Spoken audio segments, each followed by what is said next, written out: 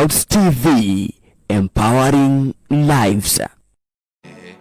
Maombi yasikia. Mwenyezi Mungu, tunakuja mbele zako asubuhi ya leo tukikushukuru, tukiinua jina lako, tukijua na kuamini ya kwamba wewe ndiye tegemeo letu, ni wewe kimbilio na msaada wetu wa karibu. Tunakuleta mtumishi wako Nura Waroinke mikononi mwako kwa ajili ya huduma ambaye yako naye ya kupeleka amani katika kila sehemu ya taifa letu la Kenya na hata ulimwengu mzima, na akipeleka Baba wa mbinguni, sifa na utukufu zikurudie milele na milele. Asante Baba wa mbinguni kwa ajili ya mawazo na huduma ambayo umeweka ndani yake. Tunakuomba Baba wa mbinguni, unyoshe mkono wako wa rehema na upendo ili iweze kuendelea, na ikiendelea Baba wa mbinguni, ako litukuzwe siku zote hazina mwisho. Mwenyezi Mungu, tunakuomba ulete resources ambazo zinahitajika. Tunakuomba Baba wa mbinguni, umpe nguvu, umpe upako wa kutembea katika all the 47 counties in the Republic of Kenya, na Baba wa mbinguni aweze kuguza wengi ili waweze kumjua Yesu Kristo wa Mwokozi na mkombozi katika maishani mwao. Baba, tunakuomba ulete amani katika hii kaunti ya Nairobi. Tunakuomba Baba wa mbinguni ulete amani katika nyumba zetu. Tunakuomba Baba wa mbinguni ulete amani katika watoto wetu. Baba wa mbinguni, tunakuomba ulete amani kila sehemu ya taifa hili letu la Kenya.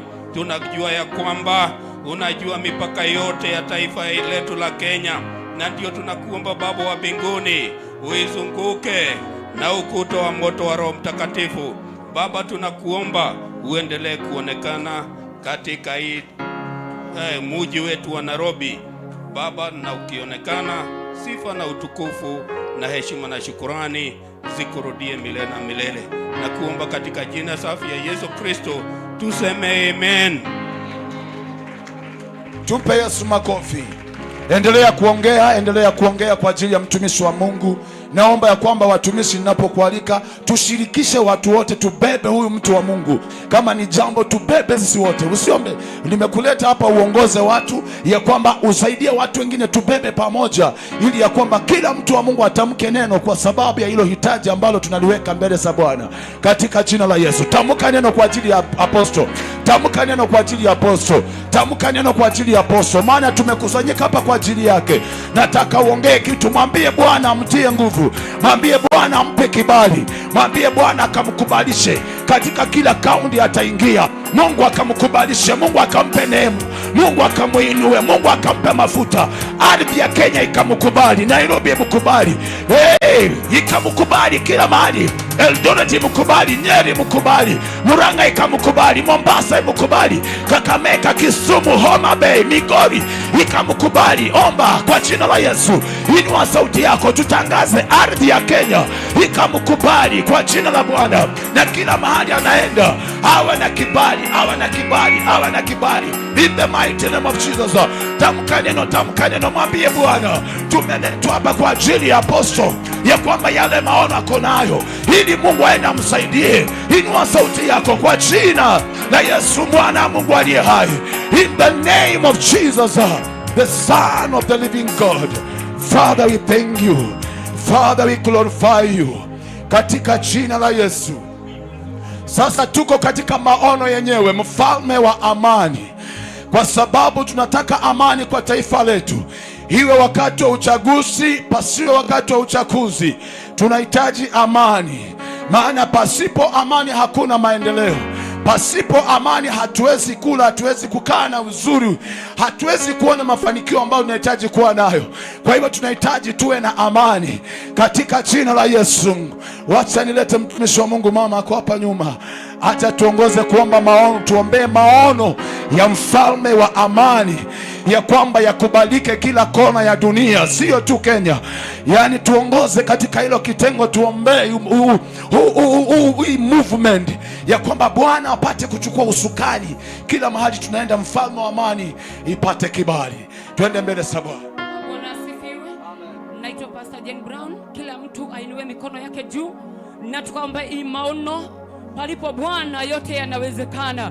Jipeleke mbele za Bwana ukiwa unamaanisha, ukiwa na moyo safi na upendo wa kupenda mtumishi wa Mungu. Jiachirie na Mungu atatenda mema. Katika jina la Yesu mwana wa Mungu aliye hai, tunatangaza ya kwamba Bwana unaweza. Bwana unaweza, unaweza, unaweza. Unaweza, unaweza, unaweza. Kwa jina la Yesu mwana wa Mungu aliye hai, unaweza, unaweza Bwana. Haya maono Bwana hayatafia hapa, lakini yataenda kuonekana, yataenda kung'aa katika jina la Yesu Kristo mwana wa Mungu aliye hai. In the mighty name of Jesus. In the mighty name of Jesus. In the mighty name of Jesus. Katika jina la Yesu mwana wa Mungu aliye hai. Katika jina la Yesu Bwana, tunatangaza ya kwamba maono ya mfalme wa amani yataenda kukubalika, yataenda kukubalika katika jina la Yesu, yataenda kukubalika kwa damu ya mwana kondoo na kwa uwezo wa Bwana. In the mighty name of Jesus, kwa sababu unaweza, kwa jina la Yesu mwana wa Mungu aliye hai, kwa sababu umetamalaki Bwana. Katika jina la Yesu, asante Bwana kwa sababu ya tawala. In the mighty name of Jesus, we love you Father, we worship you God because of your glory and honor. Hey, kabashanda bazaya, lava sheke talaba bayata, lava sheke talaba, leka shabaka ya raboseya. Hey, in the name of Jesus. Asante Bwana. Asante Bwana. Yesu na ukatende mema. Onekana kwa sababu wewe ni Bwana. Shughulika Baba kwa sababu ni wenye nguvu. Na ni katika jina lako Baba, Mwana na Roho Mtakatifu tumeomba na kushukuru. Amen. Asante. Bwana akubariki mama kwa kazi njema. Haleluya. Naona sasa tunaanza tumeingia line vizuri. Hivyo ndio vile nilikuwa nataka. Haleluya.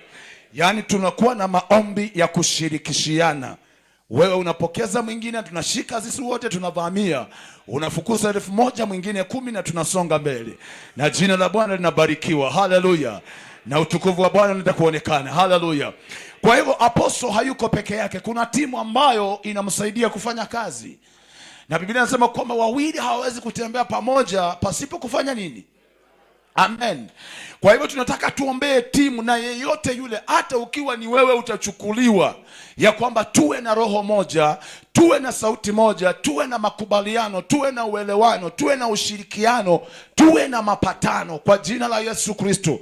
Bwana Yesu asifiwe. Nimeona mama ako pale, mtumishi wa Mungu, njoo tuongoze kuombea unity ya timu ya apostle ambayo anataka kufanya nayo kazi, ambayo wamekubaliana, timu ya media, praise and worship, wale wanapanga, yani yeyote ambaye anashirikiana, yeyote anayetoa pesa yake kwa sababu ya kusapoti, maana maono ni gharama. Hallelujah. Kwa hivyo yanahitaji watu. Yeye ni mwenye maono, lakini anahitaji wabeba maono. Nao wabeba maono shetani mara mingi anawaingia sana. Hallelujah. Nyinyi ni watumishi wa Mungu, mnaelewa haya. Uko na watu unawategemea, lakini kamoja kapili katatu hivi ingia anapanda mbegu mbaya. Alafu anaanza wewe unavuta kulia naye anavuta kushoto. Hako kapepo nataka tukemee katika foundation hii. Na wewe uko hapa, Mungu amekuleta kwa lengo hilo ya kwamba tutamke neno. Haleluya. Karibu sana.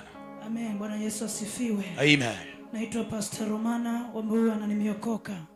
Naomba watumishi wa Mungu kwa unyenyekevu tuinue mikono yetu juu, tuweze kukabidhi timu ambayo itatembea na mtumishi wa Mungu katika mikono ya Bwana. Enda mbele zake Bwana, tamka jambo. The Bible says mahali wawili watatu wanakutana, Yesu hapo mahali pale. Psalmist also says likazikulima shakatarabo, ninanena ufalme wa amani kwenye hii anga.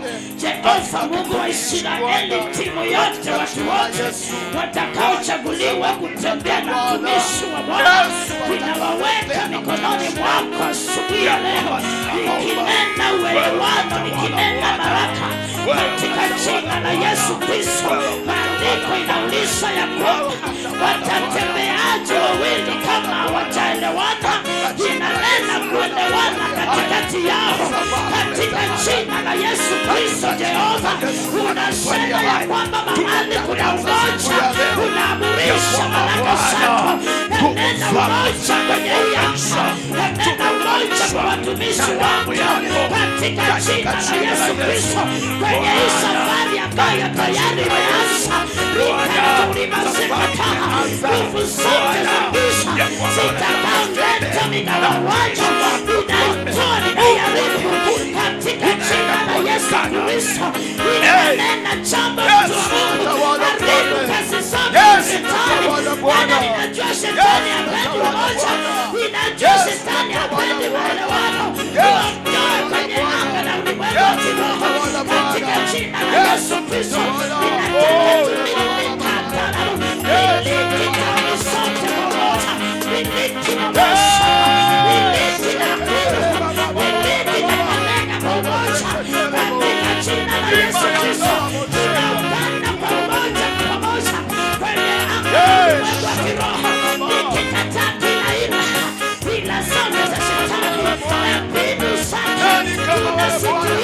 Weka pamoja, utashikanisha pamoja kwa utukufu wa Yesu. Katika jina la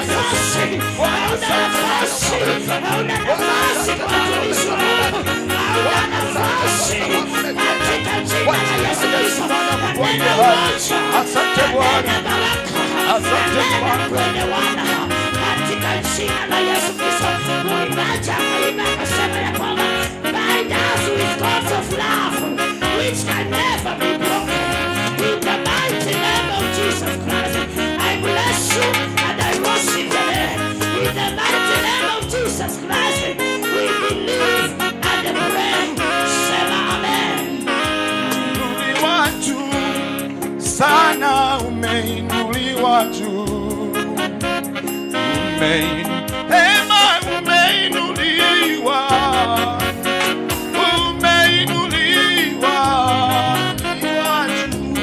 sana, umeinuliwa oh Baba. Bwana umeinuliwa, umeinuliwa oh, umeinuliwa Bwana, umeinuliwa Yesu hey, hallelujah. Bwana umeinuliwa juu, sema hakuna kama wewe, Yesu unatawala. Haleluya, umeinuliwa, umeinuliwa, umeinuliwa, umeinuliwa. Haleluya, umeinuliwa. Yesu unatawala Bwana. Bwana umeinuliwa, umeinuliwa. Hey, Yesu ni Bwana katika jina la Yesu. Haleluya. Sema umeinuliwa Bwana, umeinuliwa. Sema umeinuliwa juu. Haleluya. Karibu sana. Nataka uwapeleke hii kanisa mbele za Bwana, mahali ambapo Mungu ametupea kukutana, kwamba tuje tushare. Mtumishi wa Mungu akuja share na sisi maono yake na tuambie kilichoko ndani ya moyo wake. Na Mungu ametenga nyumba hii si kwa ajili ya biashara nyingine, lakini kwa sababu ya kuokoa nafsi na kwa sababu ya kutukutanisha madhehebu mbalimbali, wachungaji kutoka maeneo na makabila. Hapa mahali panastahili Bwana akapate kutukuka.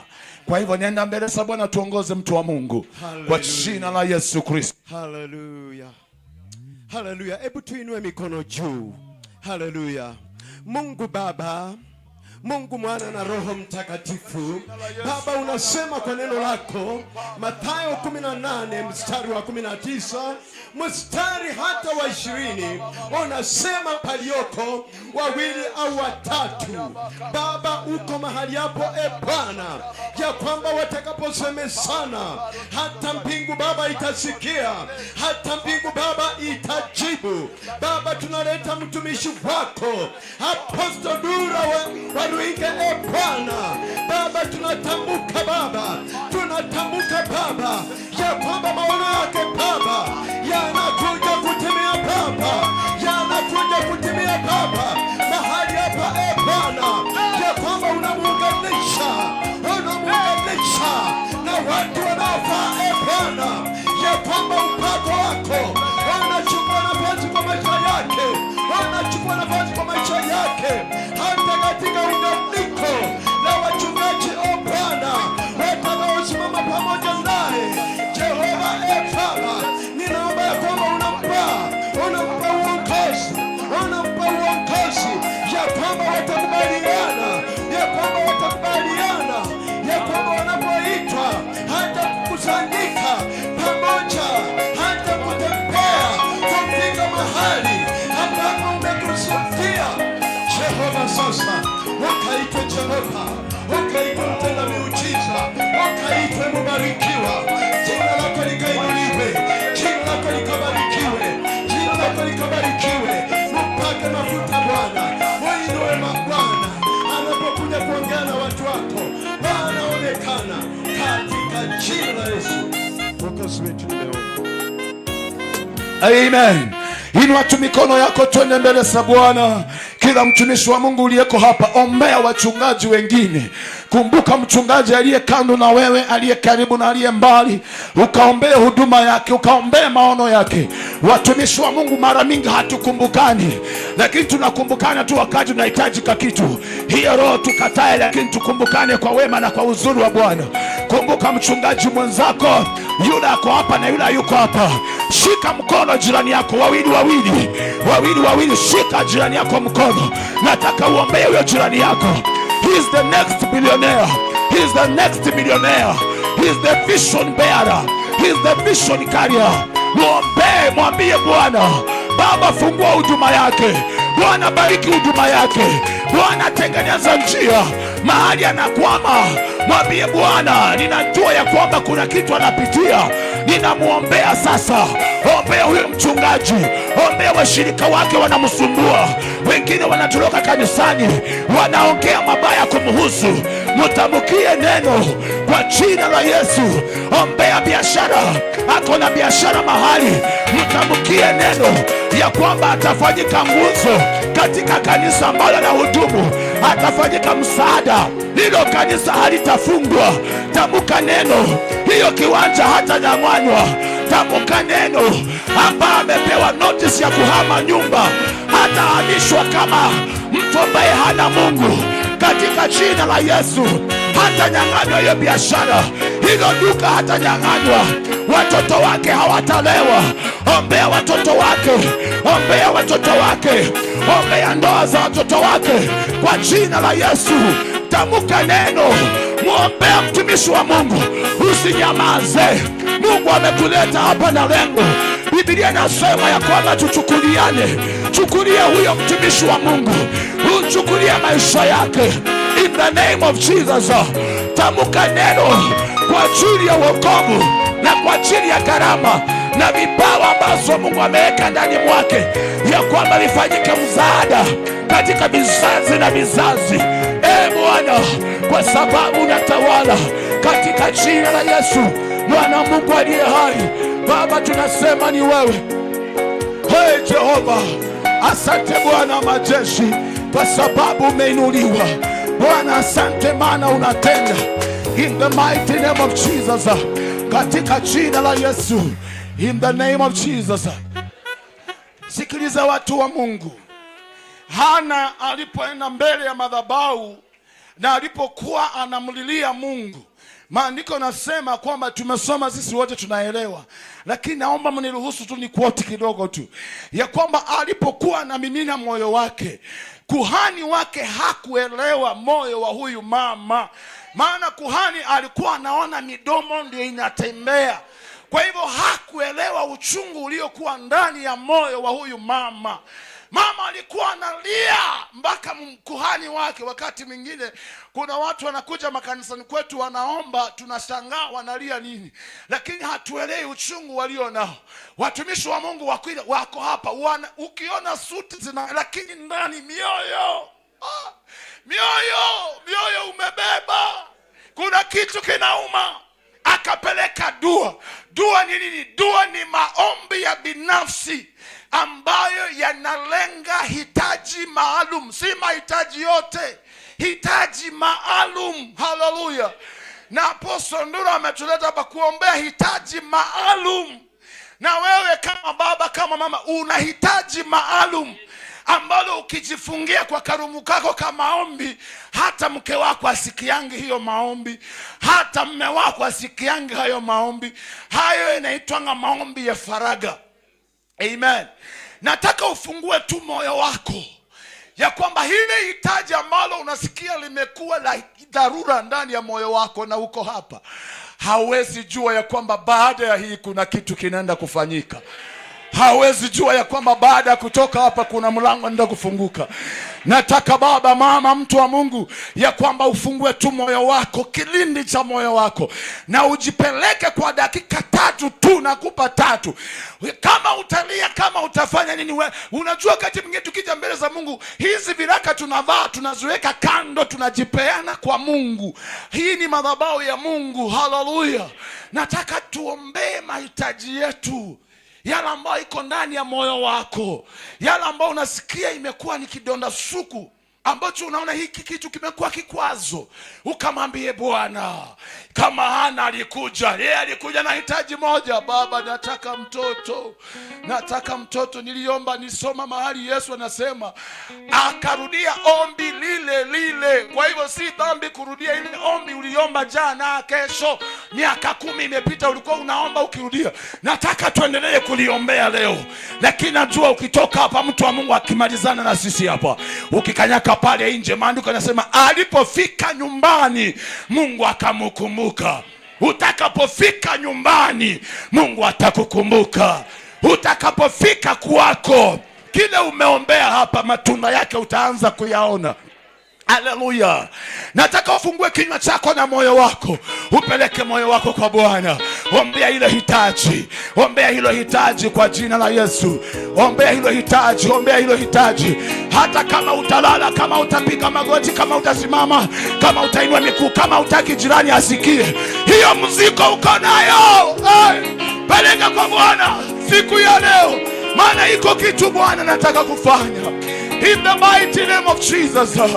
Kuna hitaji ndani ya moyo wako. Katika jina la Yesu.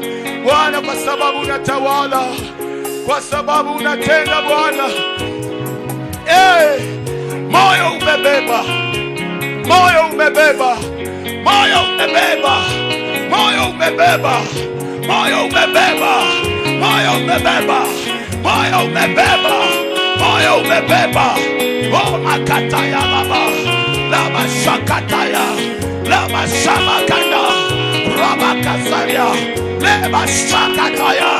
Yesu natenda Bwana, wakati umefika, tunaleta mahitaji ya mioyo, tunayaleta kwako, kwa sababu natawala katika jina la Yesu.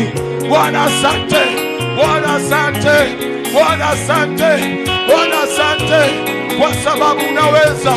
Haleluya, haleluya.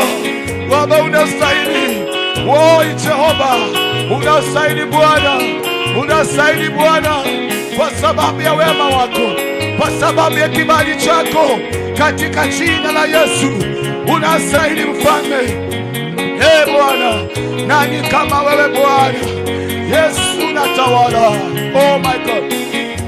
Nimekukimbilia ewe Bwana, nisiaibike milele.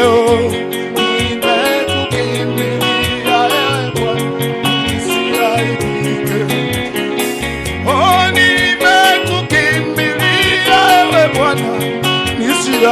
nisiaibike milele.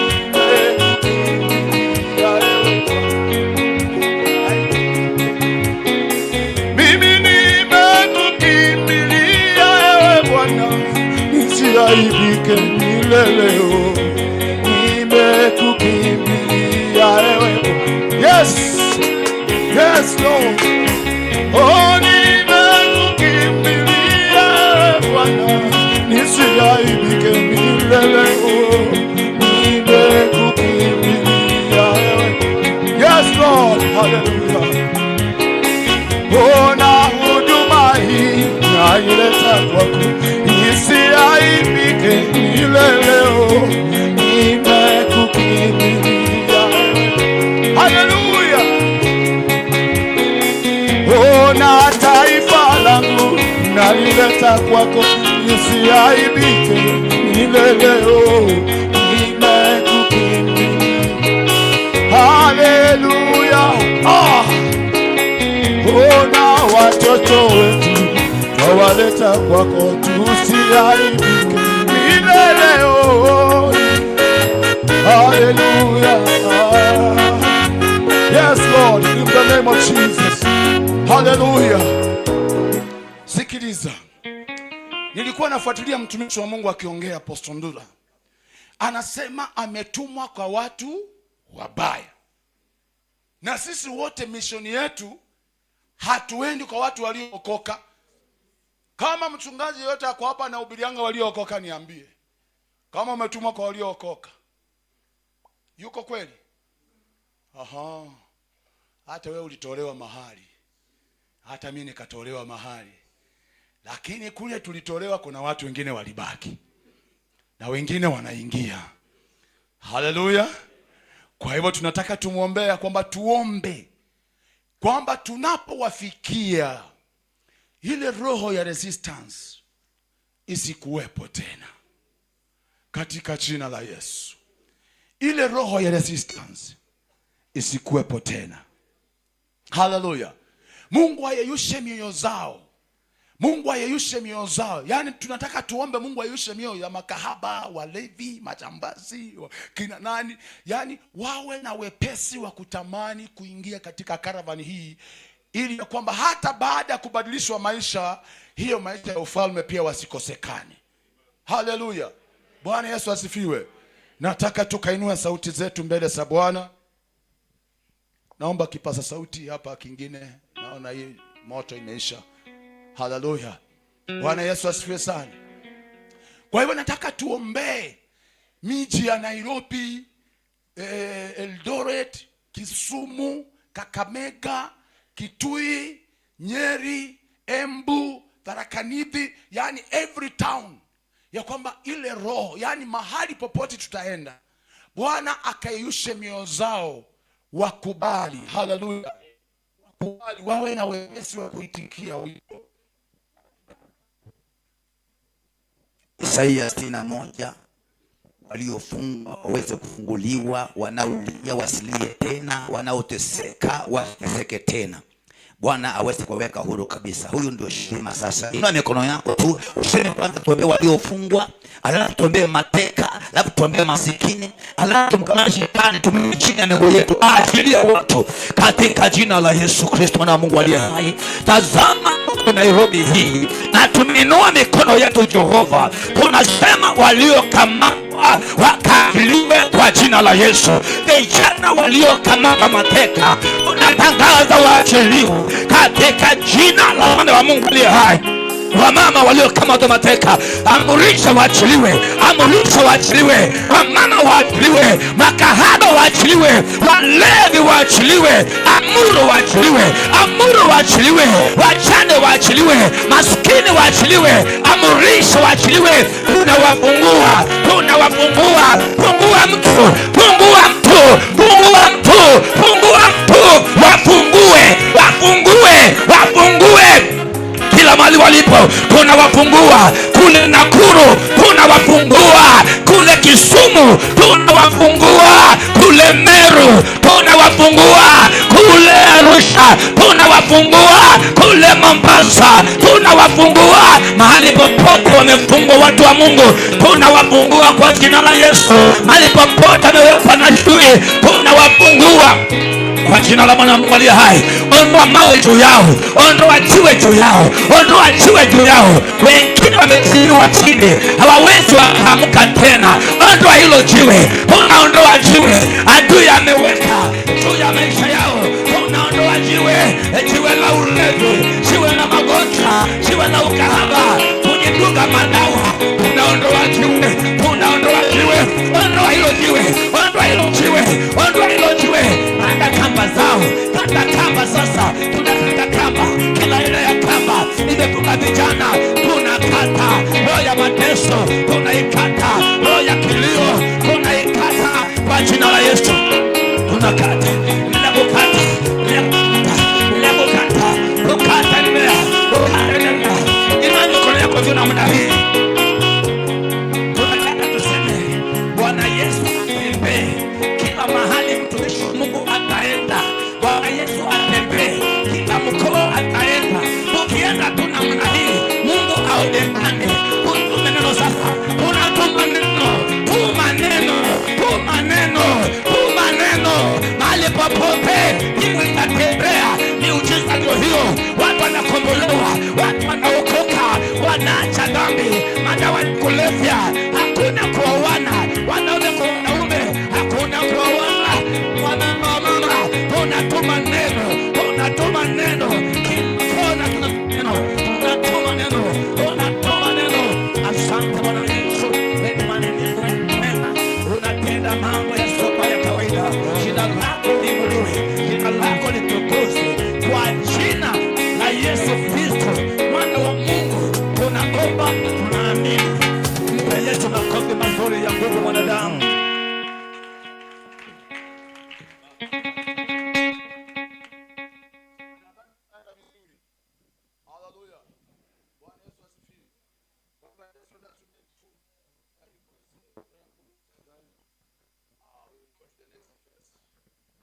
Praise be to God. Hallelujah. Bwana Yesu asifiwe. We want to commit our nation Kenya in the hands of God. Praise be to God. I want us to pray for this nation, because without a country you cannot be anywhere. So we need a country that we can call home, and Kenya is our home. Kenya is your home. So we need to protect it by all means, especially we men and women of God. We can protect our country in prayer. Hallelujah. As our president said, he was prayed in. Again, we can go on our knees and do something different. I know you understand me. Hallelujah.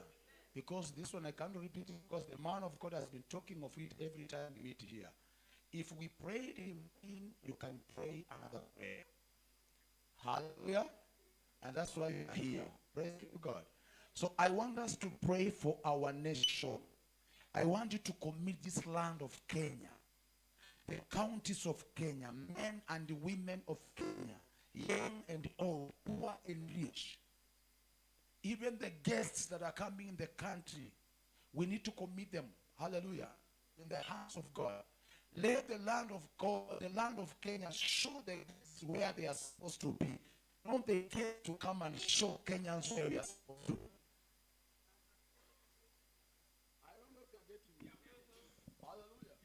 Praise be to God. There's a time when you invite a visitor in your church, then all of a sudden he or she is the one to show you what to do. You may wonder how this happening in my own church where God has placed me.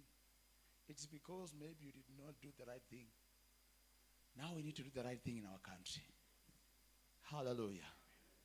Are we together, men of God? So we need to pray for this land.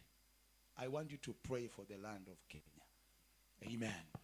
Lift up your hands in the name of Jesus. Let me now this time pick somebody from behind. Hallelujah. Let me allow this man of God to come. Yes.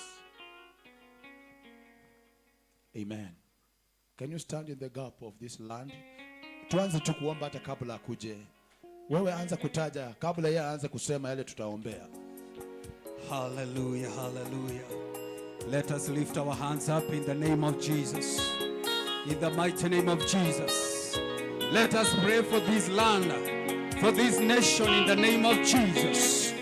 We know there are principalities and powers that are against our country, our nation. We can see all things that are going all over in this nation. But if we pray, something new can happen. Something new can happen in the name of Jesus. The Bible says that we may take the full armor of God, the full armor of God, and fight against the wickedness of the devil in the mighty name of Jesus.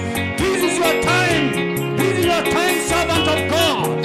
In the name of Jesus. Ni wakati wa kuchukua silaha zote za vita za Mungu na kubomoa kila madhabahu, kubomoa kila nguvu na mamlaka yote ya ibilisi katika jina la Yesu. In the mighty name of Jesus. Any wickedness, any evil of the devil against this land, in the mighty name of Jesus. Chukua nguvu, uweza na mamlaka na uanze kubomoa kila nila zote za ibilisi katika jina la Yesu. Kila nila zote ambazo shetani amesimamisha kinyume na nchi yetu ya Kenya katika jina la Yesu, katika jina la Yesu. Kila maroho yote na madhabahu ambayo shetani ameinua hata katika uongozi wa nchi yetu ya Kenya.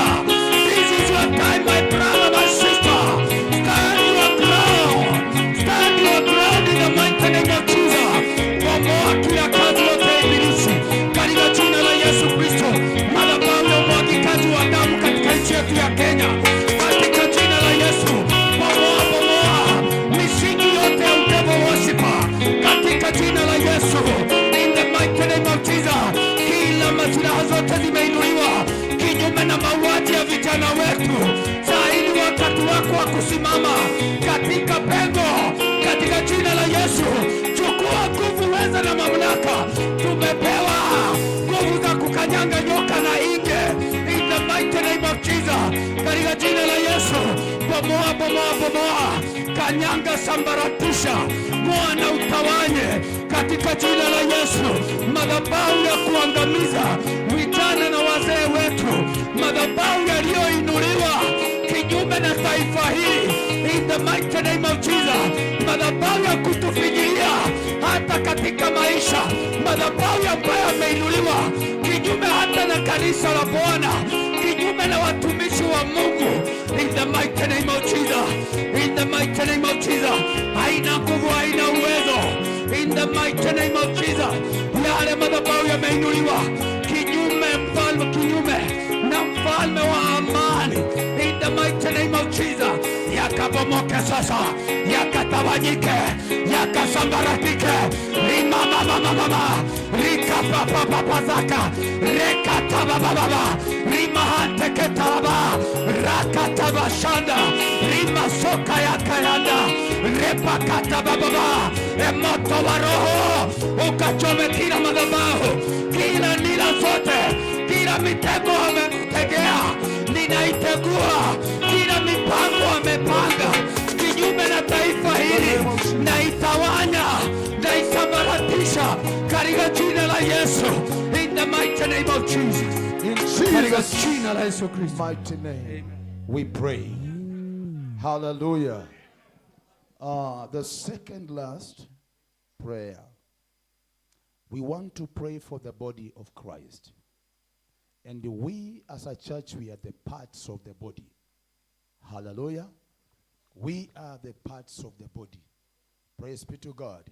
So I want us to pray for the body of Christ. Hallelujah. Bwana Yesu asifiwe. Ya kwamba tumealikwa hapa na apostle. Na je, wewe ukitualika kwako tutakuja?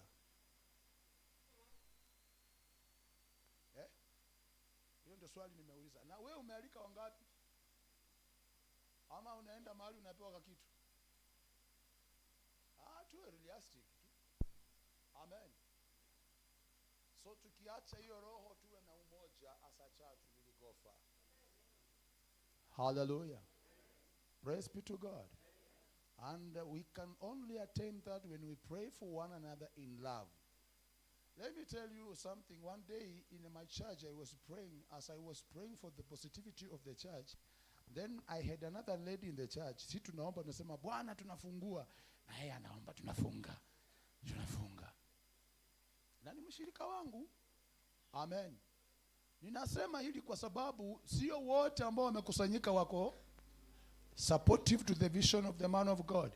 Tunaweza kuwa hapa tunasema Bwana fungua milango, na wanasema hiyo tunakanyakia. Hakuna mahali naenda. Hiyo roho tunaingoa. Hallelujah. Lazima ako kakasumba kaondoke. Kakukanyagiana hako, tukemea hako karoka kukanyagiana. Hallelujah. Bwana Yesu asifiwe. You never know why God has brought you here. There's something very unique. And that's why you have been valued by the man of God to be invited here. You have been valued by the heavens. Before he values you, the heavens have already valued you. So you are valuable before God.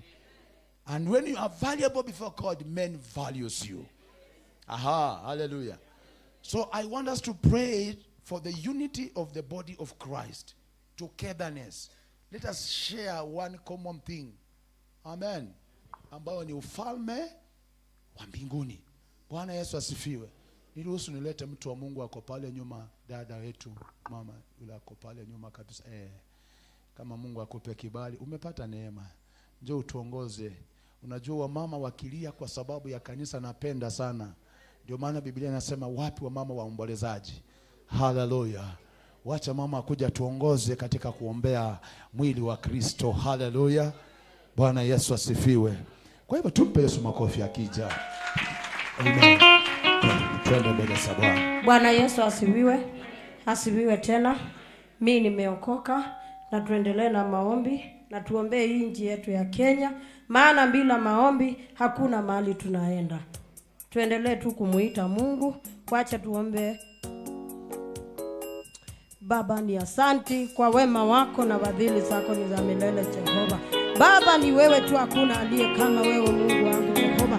Twakuita mahali hapa maana hakuna aliye kama wewe Mungu wangu Jehova. Ni wewe tu, hakuna aliye kama wewe Mungu wangu Jehova. Nenda ukaonekane maana wewe ni Mungu. Nenda ukatende maana wewe ni Mungu. Twakuita maana hapa hakuna mwingine wewe, ni wewe tu Mungu wangu Jehova. Nenda ukaonekane ukiwa kwa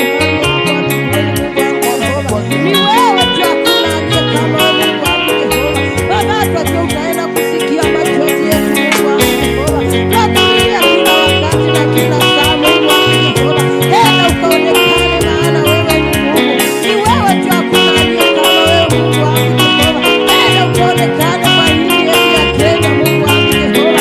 Mama imekuwa mingi Mungu wangu Jehova. Ni wewe tu Mungu wangu Jehova. Nenda ukaonekane maana wewe ni Mungu. Nenda ukatende maana wewe ni Mungu. Nenda ukaonekane kila mmoja Mungu wangu Jehova.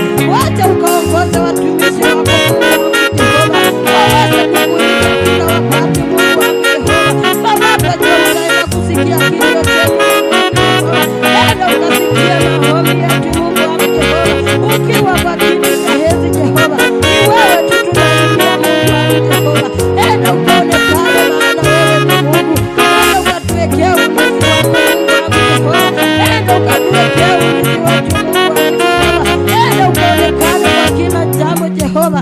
Ni wewe tu tunalilia Mungu wangu Jehova. Baba, tunanyenyekea kwa miguu yako Mungu wangu Jehova. Tunashuka chini ya mbele zako Mungu wangu Jehova. Nenda ukaonekane maana wewe ni Mungu. Nenda ukaonekane kwa kiti cha enzi Jehova. Wewe tu, hakuna aliye kama wewe Mungu wangu Jehova. Nenda ukasikie maombi yetu Mungu wangu Jehova. Nenda ukasikie kilio chetu Mungu wangu Jehova. Ni wewe tu, hakuna aliye kama wewe Mungu wangu Jehova. Jidhihirishe maana wewe ni Mungu. Nenda ukaonekane maana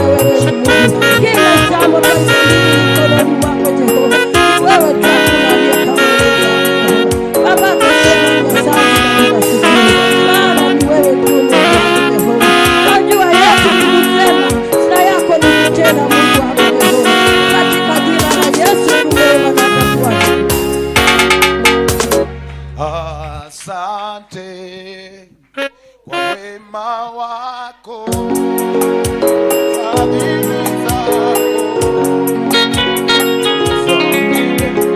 sema asante.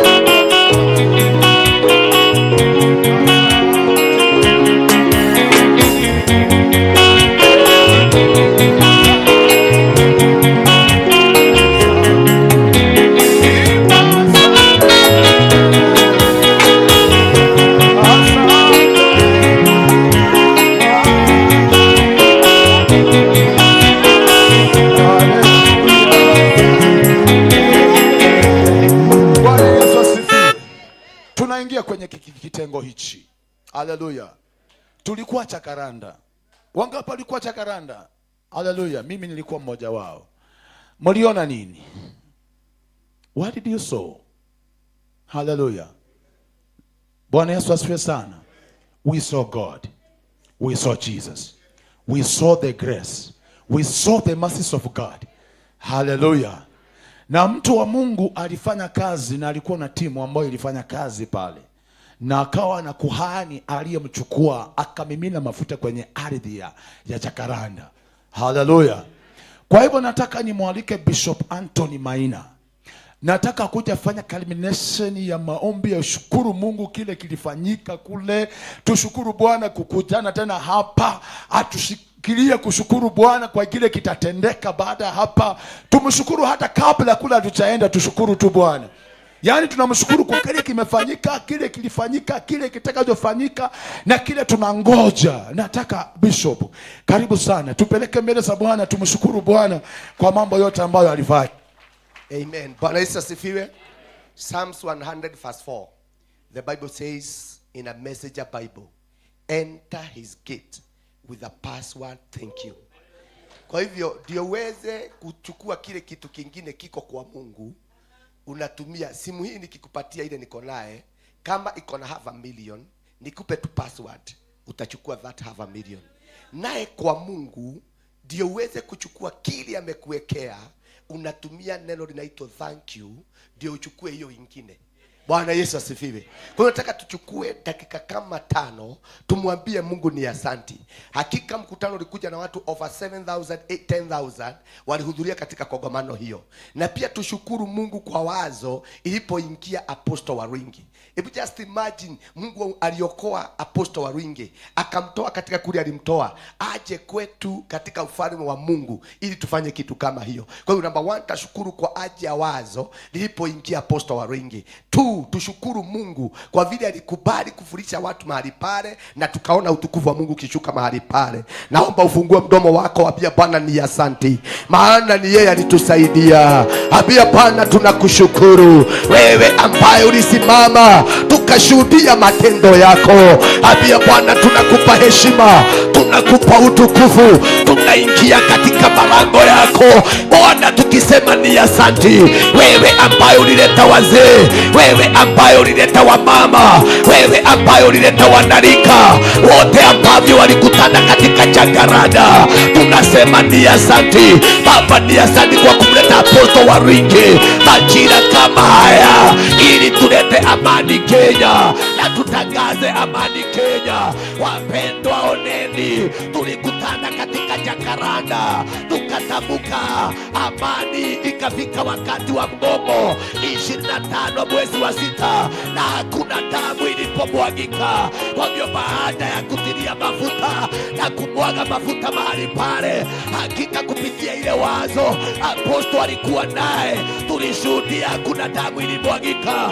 Inueni mikono mbele ya Bwana, mkaambie Bwana ni asante. Tuingie katika malango yake tukimwambia nastahili. Everyone go out, everyone come with a thanksgiving. There is a story to tell. Kuna mambo unaweza ukasema ambaye Bwana amekufanyia. Mwambie Bwana ni asante. Yeye ambaye alitushika mkono, yeye ambaye alitusaidia, yeye ambaye alisimama na Apostle na akaweza kumpa wazo ya kusimama tuje Chakaranda tutangaze amani kabla migomo ije utaingia makabura, watu wajakuchanyika jinsi yale yote yalikuwa yamepangwa. Kuwe na umwagikaji wa damu kupitia ombi tuliposimamiza pale pamoja na mtume na makuhani wale waliingia na wakakanyanga katika uwanja. Hakika tulishuhudia, hakika matendo ya Bwana. Fungua mdomo wako, mwambie Bwana ni asante. Just tell God, I have come to say thank you. I have come to say thank you. Na ndiposa tukatengeneza mkutano wa leo ili tuseme ni asante. Tukatengeneza mkutano wa leo ili tuseme ni asante. Tumetengeneza mkutano wa leo ili tuseme ni asante. Baba, pokea sifa. Baba, pokea shukrana. Baba, pokea utukufu. Baba, ni asante. Kwa kusema ni asante kwa ajili ya matendo yako. Baada ya kumwaga mafuta yale ambapo Bwana wa rehema tulimwaga Jacaranda, Kenya imebarikiwa. Tulimwaga Jacaranda, hakuna Bwana alikufa tarehe 25, hakuna mzee alikufa tarehe 25, hata kutafichuliwa siri nyingi ambaye zilikuwa zimefichwa. Tunasema ni asante kwa ajili Bwana umetenda mema na umetenda makubwa. Pokea sifa, pokea shukurani na upokea utukufu. Dakika ingine mbili chukua, tuambie Bwana kwa maana tunakanyanga kaunti 47, tunatembea kaunti 47. Tunataka tualike Mungu, tumwambie Bwana tunataka ututangulie, tunataka uende mbele, tunataka tuone mkono wako kila mahali tutaingia in this 47 county. Tukiwa tunaongozwa na mtumishi wa Mungu Apostle Waringe, tuambie Bwana, may you go ahead of us, may you give us victory. Ambia Bwana enenda mbele, kwa maana aliyetangulia Bwana hakuna wakati wanashindwa. Negozi ya kabagalia ekaza ya gadagada. Ambia Bwana enenda mbele, tacha hizo makaute. Ambia Bwana ingia Nakuru, enda mbele yetu. Ambia Bwana ingia Mombasa, enda mbele yetu. Ambia Bwana ingia Murang'a, enda mbele yetu. Ambia Bwana ingia Nyeri, enda mbele yetu. Ingia Kirinyaga, enda mbele yetu. Ingia Meru, enda mbele yetu. Ingia Machakos, enda mbele yetu. Ingia Kitui, enda mbele yetu. Ingia Kakamega, enda mbele yetu. Ingia Kisumu, enda mbele yetu. Ekaza Kabagadia, ingia Kware, enda mbele zetu. Katika jina la Yesu, kila mahali tutakanyanga neema ya Bwana na yatamane pamoja nasi. Kila mahali tutaingia utukufu wa Bwana na uweze kututangulia. Shika Bagadia, shika mkono aliye karibu na wewe. Ishara tutashikamana kwa pamoja, ishara tutaenda kwa pamoja, ishara hatutatenganishwa, ishara neema itatutangulia kama vile tulitanguliwa hapo awali kuomba kama mwili wa Kristo. Na Biblia inasema ya kwamba mwili unafananishwa na hata ile mwili tuko naye, ya kwamba macho na miguu na mikono huwa zinatembea kwa pamoja. Nasi kama mwili wa Kristo, ya wewe ni macho yangu, mwingine ni miguu yangu, mwingine ni mikono yangu, mwingine ni roho yangu. Tuombe kwa pamoja hizi kaunti tunaotembea, ya kwamba Bwana atatutangulia, neema ya Bwana itatubeba, utukufu wa Bwana utatutangulia, ukuu wa Bwana tutauona. Wacha mkono wa Bwana hodari uwe pamoja nasi. Bwana atakaze fikira na hata mawazo yetu, hatutaingia miji hiyo kama tumejichanganya, maana ni kazi ya Roho ambaye tunayatekeleza. Jehova tangulia, Baba onekana, Baba jidhihirishe, Baba tenda makubwa. Hizi kaunti 47 we dedicated to you, my Father. We announce power, we announce authority, we announce grace, we announce anointing in the mighty name of Jesus. We speak victory katika hizo mikutano. Bwana tusaidie, neema itutende. Wewe ndiye msaada Bwana, na wewe ndiye kimbilio, wewe ndiye tunajua ya kwamba utatusaidia, ya kwamba utatuongoza, ya kwamba utatusaidia katika jina la Yesu.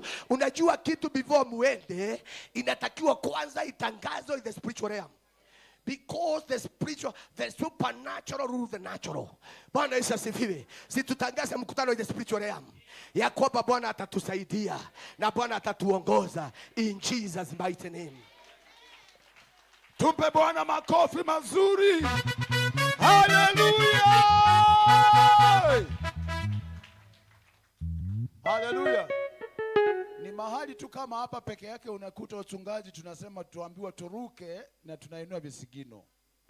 Lakini ukitupata kwa makanisa yetu sasa, watoto wetu wameweka sifa pale, vijana wa sifa, tunarukanga mpaka koti, tuna sweat tunaweka kando. Tukifika hapa kila mtu ni muungwana. Angalia jirani yako, ungwana kando kidogo. Haleluya! Kama huyo acha kusikia keugia huyo mwingine, mwambie chukulia tu kama vile uko kwako. Mimi usiniambie mimi. Nimesema keukia huyo mwingine. Ni kama huyo acha kusikia, keukia huyo mwingine. Mwambie jisikie ni kama huko mahali unakuanga Jumapili, mahali ulikuwa jana. Na userebuke hivyo. Yaani naongea hivi, nataka waimbaji wa hapa wako wapi? Tunapoona mtumishi wa Mungu karibu anaingia, na kabla aingie, jambo la kwanza nataka wana sifa na ibada. Haleluya. Lazima tumpe Mungu sifa na ibada. Haleluya. Bwana Yesu asifiwe sana. Maana hili nalifurahia. Amen. Daudi alisema alifurahi. Na sasa Daudi hayuko, ni wewe. Sasa wewe furahi. Amen. Jambo la kwanza kabla tuende, naomba ushike simu yako. Kama uko na smartphone, naomba ushike. Na kusihi tu, naomba nikupe ruhusa saa hii. Amen. Kabla hujaitumia kusoma Biblia, kabla hujafanya nini, naomba utoe tu simu yako. Haleluya. Enda uweke data on kama uko na bando. Haleluya.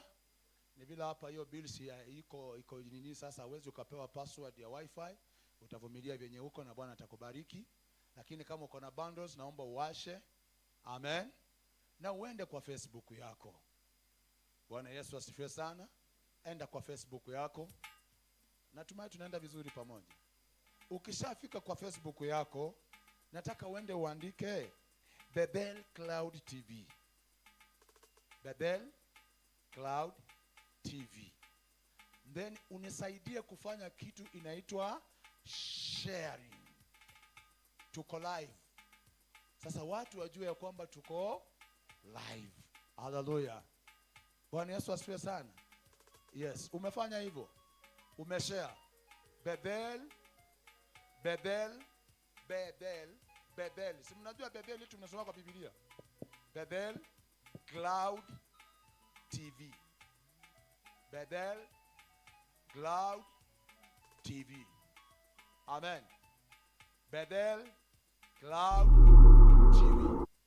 Na wewe mwenyewe kwanza kuwa kwanza kuweka hiyo, kuna kidole na kuanga hapo. Wewe mwenyewe kuwa kwanza ukikiliki hapo. Sawa sawa. Umeweka hiyo kidole. Sasa wewe tosha, jipigie makofi. Sasa ukiniita kwako nitakusupport hivyo hivyo. Hallelujah. Na hata kwako tutashare hivyo hivyo. Wewe unangoja nena kumarket, let's market one another. Praise be to God. Let's celebrate the gospel of God. Pigia Yesu makofi mazuri. Hallelujah. Kwa hivyo nataka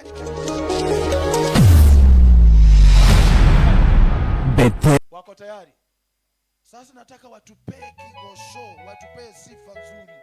Yaani tumsifu Bwana kwa nyimbo mbili tu nzuri, safi zenyewe kabisa, ambazo zitafanya Bwana afurahie. Na kisha tunaenda nipeane kipaza sauti, kwa sababu najua kwamba mtu wa Mungu ameshaandaliwa. Nitamkaribisha Reverend, baadaye naye atakuwa anaingia hapa tutakapokuwa tunaenda kumalizia. Karibu sana wana sifa na ibada. Hallelujah. Yesu asifiwe sana. Hallelujah. Maandiko yanasema ya kwamba nitaingia katika nyumba yake nikiwa na furaha na So I want us to praise the Lord. Tumsifu kwa sababu ni mwema, si ndio? Yes. Instrumentalist. tupigie Bwana Yesu makofi mazuri. Weka makofi mazuri kwa Yesu jamani.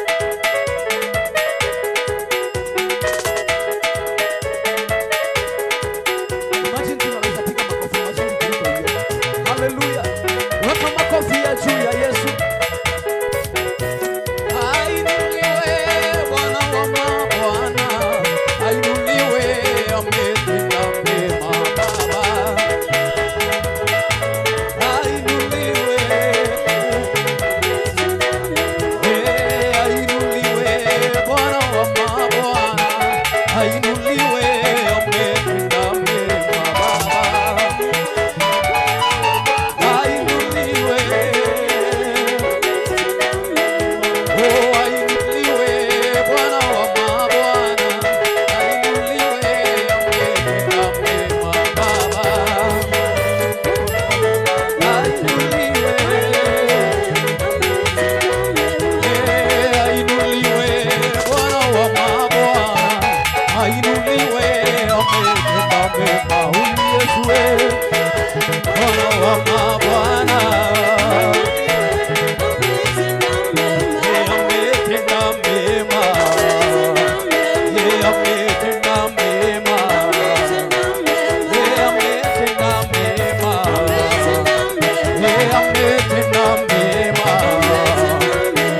Ametenda mema. Nasema ametenda mema. Inua mikono yako namna hii. Inua mikono yako. Inua mikono vizuri vizuri vizuri vizuri vizuri. Inua mikono vizuri. Haleluya. Mikono juu kwa Yesu vizuri jamani. Haleluya. Haya twende twende twende twende twende namna hii.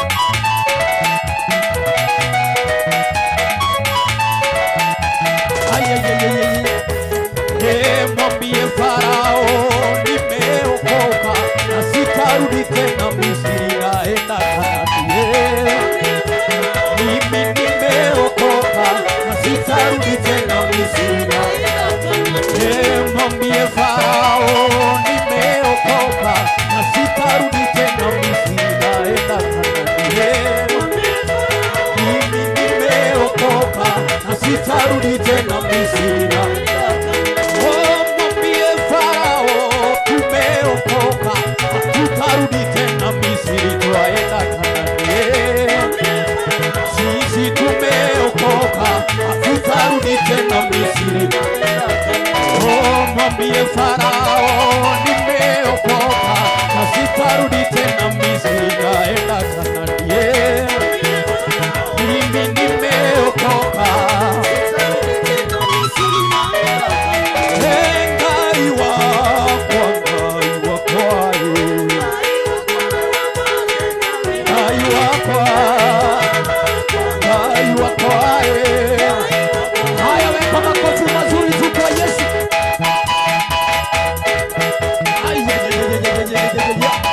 Weka makofi mazuri jamani.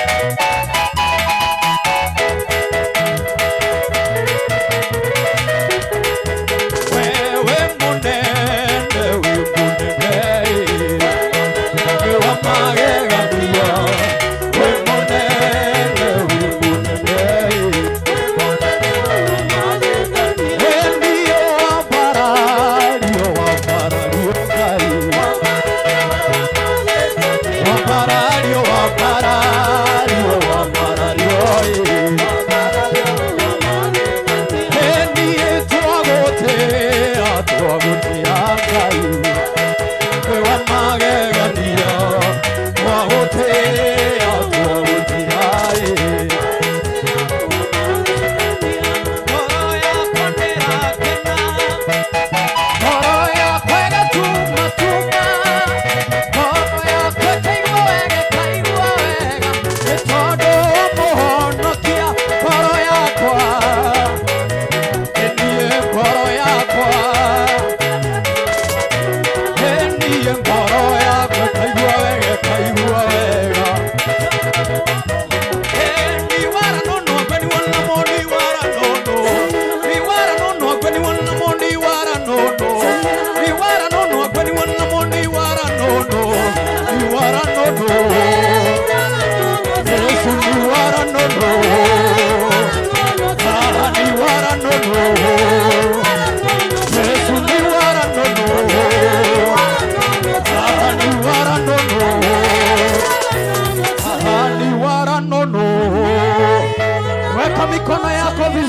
wa Yesu.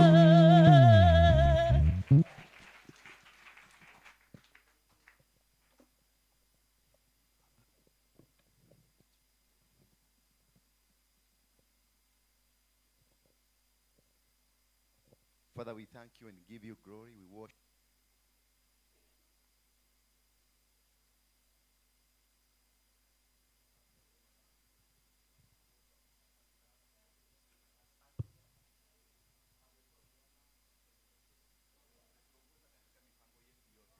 Tumeona mkono wako, tumeona baraka zako, ushindi wako umekuwa pamoja na sisi. Tumefaulu katika nyanja zote za maisha yetu. Tulikuwa mahali hapa, tunakuomba tukakuomba utupeleke Jakaranda, ukatuahidi utatupeleka, na tulifika Jakaranda, na ulisema tukifika tutakuona, na tulikuona. Ukatuahidi turudi hapa tena tuseme asanti. Tena tumekuja, tena tumekuona, maana wewe ni Mungu na wewe ni Baba. Ulikuwa na wana wa Israeli, licha ya ugumu wa Farao uliwashindania. Hata sisi tutashinda, maana tuko na wewe.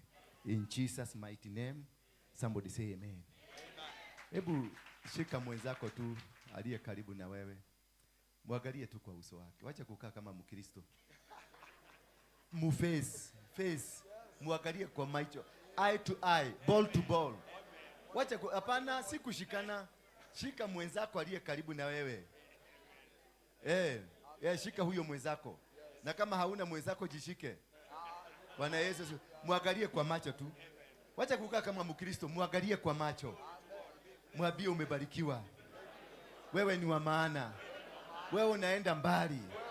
Umeinuliwa. Mungu anakupenda. Mwambie amen. Mwambie hautashindwa. Utafaulu. Asante sana. You may be seated. Thank you. Thank you very much. Bishops. Kuna Archbishop? Yeah? Archbishop. Sasa kama umekuja, najua mtu kama wewe nakuja kuharibu tu maneno, kwa sababu sasa nitahubiri aje? How will I start? Archbishop, bishops, apostles, pastors, reverends. Bwana asifiwe. Bwana asifiwe tena. Nasikia kunyenyekea. I had never thought one day nitasimama mbele ya Archbishop, nishike microphone nihubiri ama niseme neno, because this is man of God ambaye ako juu yangu kimafuta.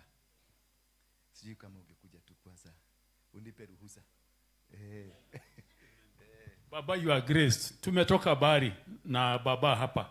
Sina la kusema. I say God has graced you kushika Jakaranda. So tupige makofi kwa Bwana. Na kitu hujajua baba, I began the work in Dadora. That's where Archbishop Harrison ametoka na Bishop Samson Mungai wa Redeemed Kayole. Na Dadora nasikia wamejenga international stadium. Sijakuwa update. Siwigia Dadora kabla kwenda bari. Hiyo stadium mfanye kitu hapo. Thank you baba, you are great. Thank you. Sasa ukipata ruhusa kama hiyo, sasa hata kuongea nitaongea venye nataka. Hakuna kitu mnaweza kunifanya. Mafuta iko juu, imenipatia ruhusa. Hata mseme tunakulaani. Sitaraanika. Maana baba amesema. Baba Askofu, asante sana. Nashukuru. Na wengine nyote. Thank you. And I can see my friend from South Sudan. Oh, Mami, come and say hi to these people. We want to go to South Sudan. And I invite them for the conference. Yes, come. Stand there. Praise God. God is good all the time.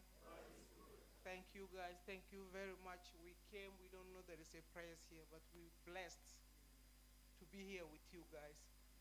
I think I'm from South Sudan. One day we'll invite you to come to South Sudan because the group is looking good, praying good, and pray for South Sudan. I want everybody to pray for South Sudan. Thank you very much. Thank you very much. Thank you. Thank you, Mami. God bless you. Thank you. These are my friends from South Sudan. They're having a conference here on 24th and 25th. Is that true? Yeah. They have a pastor from Ghana that they have invited. They came and asked us to give the space. And I said, this is not my church. It is my father's church. And if you are from my father, the door is open. But if you are not from my father will lock the door.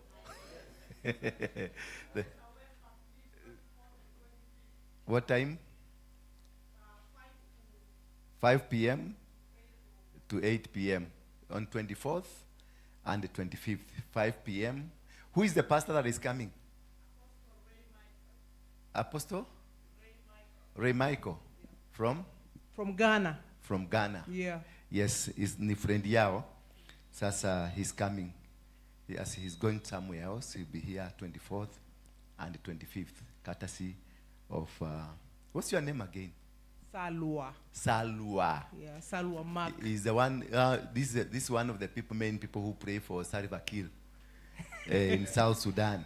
Please, let's pray for him. Yes, yes. Ni Pastor wa Salva Kiir. Thank you, Mami. You may be seated. Thank you. And even if you have a conference, you want to do anything that pertains God, this is not a church. Let me make it clear. This is not what? This is an altar. Hallelujah. Amen. Because I thought of opening a church, Bishop. Yeah, it's God's embassy. Can I talk something? Yes. Tonight, I usually pray the last 60 years, 3 o'clock, pray with me, with my son here. And the Lord told me, you are going to God's embassy. Maybe even the name shall be God's embassy to the world, or God's embassy to the mission. Thank you, it is confirmed. So I thought of opening a church, but I discovered there are so many churches. Because Manyuru is there, Wajiro is there, Fiboya Musa is there, Maki Karaoke is down there, Shakaina is there, so Nganga is down there, the other Nganga is there. I thought of, why should I open another church if there are many churches? Then I looked around and I found that there is no altar, we have churches. An altar is different from a church. A church belongs to Waruingi, but an altar belongs to God. Bwana Yesu asifiwe sana. This is a place that you can come any time of the day, any time of the night, and worship your God. We even invite Muslims here. Not only Muslims, we even invite the worshippers. Because I know as they enter there, they will not go back the way they came here. You know, your church, you cannot allow a devil worshipper. But in an altar, you allow a devil worshiper to come, because the altar you serve is much powerful than devil worshipping. And by the time they finish, atakuwa ameokoka. You don't even preach to them. You don't even, ukiingia pale, me, I don't pray for people, but they go out. They were sick, they came sick, they go out. Wakiwa strong. Bwana Yesu asifiwe sana.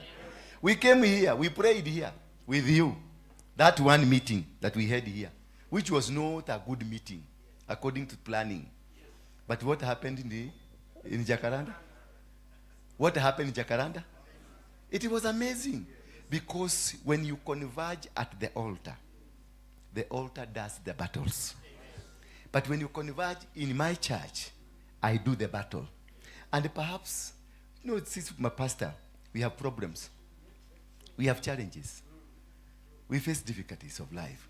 And because of facing the difficulties of life, we get ourselves into some funny things. Meaning, sometimes when you're praying for a battle, you might not win it because of the challenges you met along the way. But when you raise an altar is permanently there to fight the battles. When Solomon did that altar, alinua altar na akambia Mungu, I have consecrated this altar for generations. And when your people will sin and do something against you, and they come to this altar, they raise their hands, and they seek forgiveness. Father, while in heaven, hear them. You don't need to go and do anything. You just need to go to that. Until today, it is that mosque that has brought a lot of problem in this world. That temple of Solomon. Everybody wants a share of that temple. You go to the Muslim, they want it. You go to the Freemasons, they want it. Christians, they want it. The Hebrews, they want it. Everybody wants that temple. Because they know with that temple, you win battles. That is why you see these Israelis. Me, I call them fake because they are not Israelis. I hear before Israeli left, they were black. But when they came back, they came white. Because I believe the Israelis are in Kenya. And you are the Israelis. Praise be the name of God. Can I give you a good testimony of this house? Some years back, around in 1920s, 30s there was a plan, they call it Ugandan plan, to bring the original Israelis back home. And Kenya, it is where they earmarked it from Naivasha to Jinja. That is where the Israelis were supposed to be settled. That's why sometimes you hear some people in Uganda say, Uganda reaches Naivasha. It is because of that plan of the Ugandan, it was called Ugandan plan. You can Google, you'll find it. And then they had a plan to bring those people from Europe and bring them back. That is what is 1948 when they went to Israel. They were not supposed to go where they are. They were supposed to come here. And as the plan was mooted, they started building houses where they would keep what? Their food. And one of the houses that was built, it is this one. This building was not built by Kenyans. It was built by the Israelis who came to build as a place where they would keep their food for them. This one, the KPCU, all these tall buildings, they were constructed for storehouses because these guys were to settle here. But the British, the Queen then diverted and said they will not come here because the British, they were a bit afraid that these people might come and control them. That is why they were taken there. Are you getting this point? That if the plan went as planned, this is Kenyatta could have been Yasser Arafat fighting these people. And Netanyahu would be Moi, or maybe Ruto. Praise be the name of God. So this is the home where this we call the home of God. Kenya is the cradle of mankind. Kenya is what we call the Garden of Eden. This strip from Ethiopia down to South Africa. That is where we have the Garden of what? May I ask you a question, a little bit question? When the children of Israel, they came out of Sinai, they went south or north? Yeah? From Sinai, they went where? Where is south of Sinai? Where is south of Sinai? Yes. Egypt, South Sudan, where they come from. You know, these are the people who walikuwa natutesa. These are the Sudanese, are the pharaohs. The Sudanese are the pharaohs because they were in Sinai. Where is Sinai? It's in Egypt. Egypt, that is where we had the Sudan, the Raja Sudan. There were no Arabs. They were the Sudanese and the Nubians. Then when they were told to get out of Egypt, they went south. Where is south, according to your map? Yes. So where is the Exodus journey? It is in South Sudan and the Turkana area. And that is why even today in Turkana we have a portal of slavery, the Kakuma. And it has refused to go. Are you getting me? Yes. And in that port of slavery, that is Kakuma, we have every citizen of this world in Kakuma. Either in the form of a refugee or in the form of as a person serving the refugee under UNHCR. Are you getting me? So, mahali walizunguka poteta ileta Barinea what? Barinea? Kadesh Barinea, where they went for 38 years. Me, even if I can look it critically from my own perspective, not from a biblical perspective. Walikuwa wanazungukia huko Rodwa, wanapanda South Sudan, wanaenda mpaka Juba, wanaenda mpaka kule Khartoum, wanazunguka hapa. This is where Exodus is. The Bible, the journey of Exodus. Because if they came south of Sinai, Where else? Are you seeing my point? Mimi mnibebe tu hivyo kwa sababu sijui Bible sana. Mimi unajua kule najua sana ni mambo ya mokeke. Lakini najaribu tu kutumia akili, kufungua akili, kujiuliza hii Barene ya Kadesh ilikuwa wapi? Maana nimeenda Israeli, nimeiona hapo hakuna. Nimeangalia, nimeenda Turkana Lodwar, nimeona hiyo milima hiyo yote iko hapo. Mpaka nimeenda Juba where Stephen was stoned. Is that place where Stephen was stoned? In Juba? Yes. Pale alipigwa na mawe mpaka akakufa, na wamezigira na wamejega. Na wanasema hapo ndio Stephen alipigiwa. Alafu question nyingine najiulizaga ndio inanileta karibu sana. History wale wangapi wamesoma? Umesoma form 4, form 5 hivi. Si tumesoma? Yes. Tuliambiwa mifupa ya ile the oldest bones of a human being ilipatikana wapi? Where is it? In Tanzania. So kama mifupa ile mzee kabisa imepatikana hapa East Africa. Then nataka kuniambia ni upepo ilikuja ikabeba mtu kutoka Israeli ikaleta mpaka Tanzania. If history inasema ni Kenya, the Bible ukifuatilia mzuri inasema ni hapa Kenya. Na wanasema Garden of Eden was the east part of the Garden of Eden. Sumesoma Garden of Eden. It was in the eastern part of the world. Si ndivyo tunasema? In the middle. Eastern part of the world. In the middle. Where is the eastern part of the world? It's Kenya. Where is the middle of the world? The equator. So where is the Garden of Eden? Sasa si ujijasia hiyo. Hiyo jijasia. Mimi sikuhubiri na hubiri, maana naona wengine wanasema huyu naye anatuambia nini? Anatufundisha nini? Nataka uelewe. The Bible is in you. And you are seated where the Bible started. Because I was in Ethiopia, I went there to do my research. Na nikapata that is where hata lugha ile Jesus was speaking the Amharic language, it is in Ethiopia. It is not where wale wako huko juu. Abraham was an Ethiopian. Nani alioa nani? Moses married an Ethiopian. Who is an Ethiopian? Kenya was part of Kush. Kush is an Ethiopian. And Kenya we are part of Kush. So might be alikuwa na Mluya. Ama alikuwa na Mkikuyu. Ama alikuwa na Mkalenjin. Bwana Yesu asifiwe sana. So if we can look the Bible from that perspective, to see some from the perspective of an Englishman. Hello? If we can look the Bible in the African context, we'll be able to understand our Christianity. Because the Christianity that we have today, it is not the Christianity of the Bible. It is the Christianity of a British man who came with a Bible and a gun.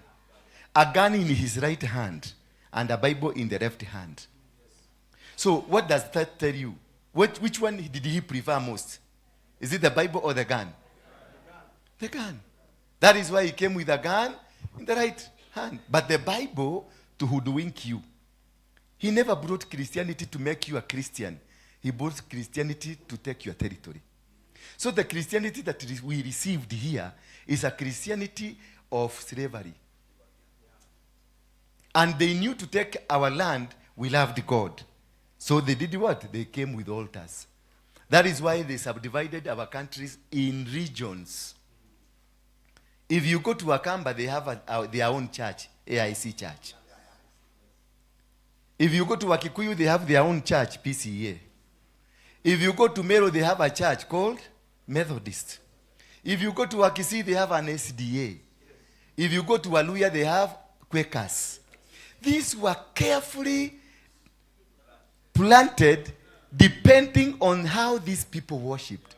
They realized Kikuyus, they worship, they have a structure of elders. They brought a church that has elders.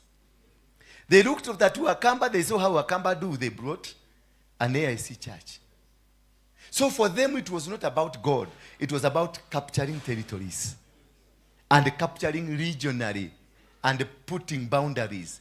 That is why you find Kanisa ya Mukikuyu, a Kikuyu church, is full of Kikuyus. That is why a Mukamba church is full of Wakamba. And we go to a Meru Methodist, is full of Meru. If you go to SDA, Kisii tupu. Are you seeing the picture? So was this Christianity or this was gimmick? Why will we have tribalism in a church? If truly you are going to heaven. Why is your church full of Kikuyus? Your chairman is a Kikuyu. Your chair lady is a Kikuyu. Your youth leader is a Kikuyu. You go to a Luo church. The chairman is a Luo. The chair lady is a Luo. Na Mkikuyu akiingia hapa anawekwa kule nyuma. Wakisii wanasema neke nyambi. Wanasema nini? Unajua Wakikuyu mjue Kenyambi ni nini? Kenyambi ni dhagari. Wanatuitaka sisi ni dhagari. Wakisii. Najua mimi nimezaliwa huko, mimi ni Mkisii. Bwana Yesu asifiwe sana. So not unless we start from changing the mindset, understanding the Bible, you remove the British from the Bible. You read the Bible in the perspective of understanding God. You'll be able to get out of slavery. Because why will we have Kikuyu churches and then we are pretending to be going heaven? Do you think we are going? We will not go. Hakuna kuenda. And again, this PCA church was started by John Knox. You can Google. A person called John. John Knox was the head of Freemasonry. And he died the head of Freemason. Tujiulize tu maswali kidogo kidogo hiyo. Na ukienda Catholic, the same. I was there in Vatican. I'd gone to do my research. I moved from there. I realized Church of Catholic was not supposed to be started in where it is. It was supposed to be done in Petersburg, St. Petersburg in Russia. That is where the original church, Orthodox, is. The original church is not Catholic. The original church is Orthodox, which came from Ethiopia. So where is Ethiopia? Ethiopia is Kush. Not this Ethiopia hii mnaona. It was a kingdom ya Kush. Sasa mpaka Kenya tulikuwa nini? So the origination of the word of God preaching ilitoka wapi? I went to Orthodox in Moscow, and they have photos, their images of the Jesus. He's a black man. He's not a white man. I tried to investigate who is this ambayo tumeweka kwa gosetu na nyumba zetu tumehangi kule. Nikaambiwa this man ako mahali panaitwa Northampton in UK. I went there. This man is there. Hajakufa. Huyu wa act movie. Ako na ni mlevi. Na huyo mtu ndio umehangi kwako. Na ni msherati wa ajabu. Na huyo ndio umehangi kwako. He acted. Hata wewe unaona Mary ni actor. Ndio tumeweka msalaba hapa. Na ni jagiri tu pale UK.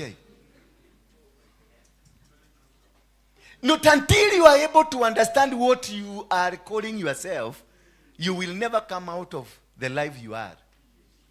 Mimi nitaongea tu venye nitaongea, mkitaka kuniita mogeke, mkitaka kuniita sijaokoka, that is your problem.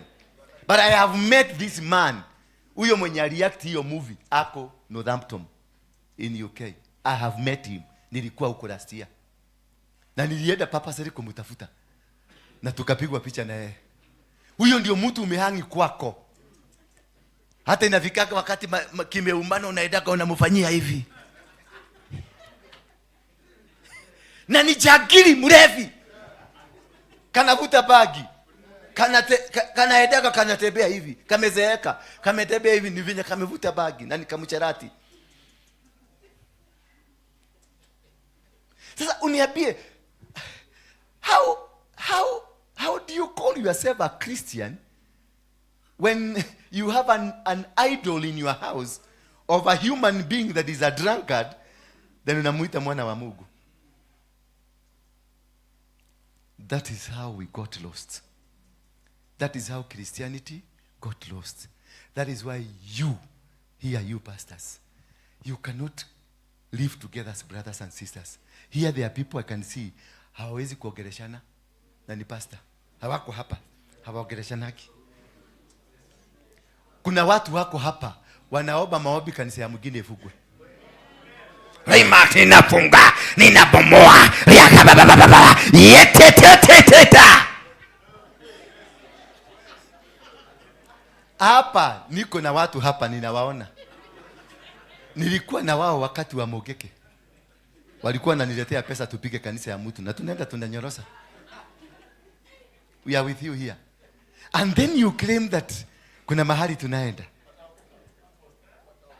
Sasa kama haujaokoka na wewe kuna watu umiogosa. Where are these people going? Leo ndio umediscover haujaokoka. Wale watu umekuwa na wao for those years. Where are they? Where do you expect them to go? Are they not lost? So we are worshiping a God that we don't understand. Praise be the name of God. That is why we don't have a foundation. A strong foundation. Christianity is fake, is a sham. Sincerely. Christianity is a sham. Because what you have, it is your small kingdom. Your small kingdom. Your small kingdom. Your small kingdom. And you can even not share these kingdoms together. Yet you have one boss in the name of Jesus Christ. Yet we have one God in heaven. Are you seeing what I'm saying? I'm not preaching, please. Please forgive me. Now, nikikuuma sana, please. Usijari, wevumilia tu, utaniobea tu. It's okay. Lakini tuulizane maswali. Pertinent questions. Tuulizane kwa nini we have so much hate in church, not outside there. There is a friend of mine ambaye ni juzi, bibi yake alikufa, alikuwa wa kanisa. Bibi alikuwa wa kanisa. Yeye ni mlevi, ni rafiki yangu sana, hata sasa tunatembeaka sana na yeye. Na ananisaidia sana. Yeye ndiye alinilipia ile ndege ilienda kwa kiwanja. Bwana Yesu asifiwe sana. Na ni mlevi ajabu. Juzi bibi yake alikufa.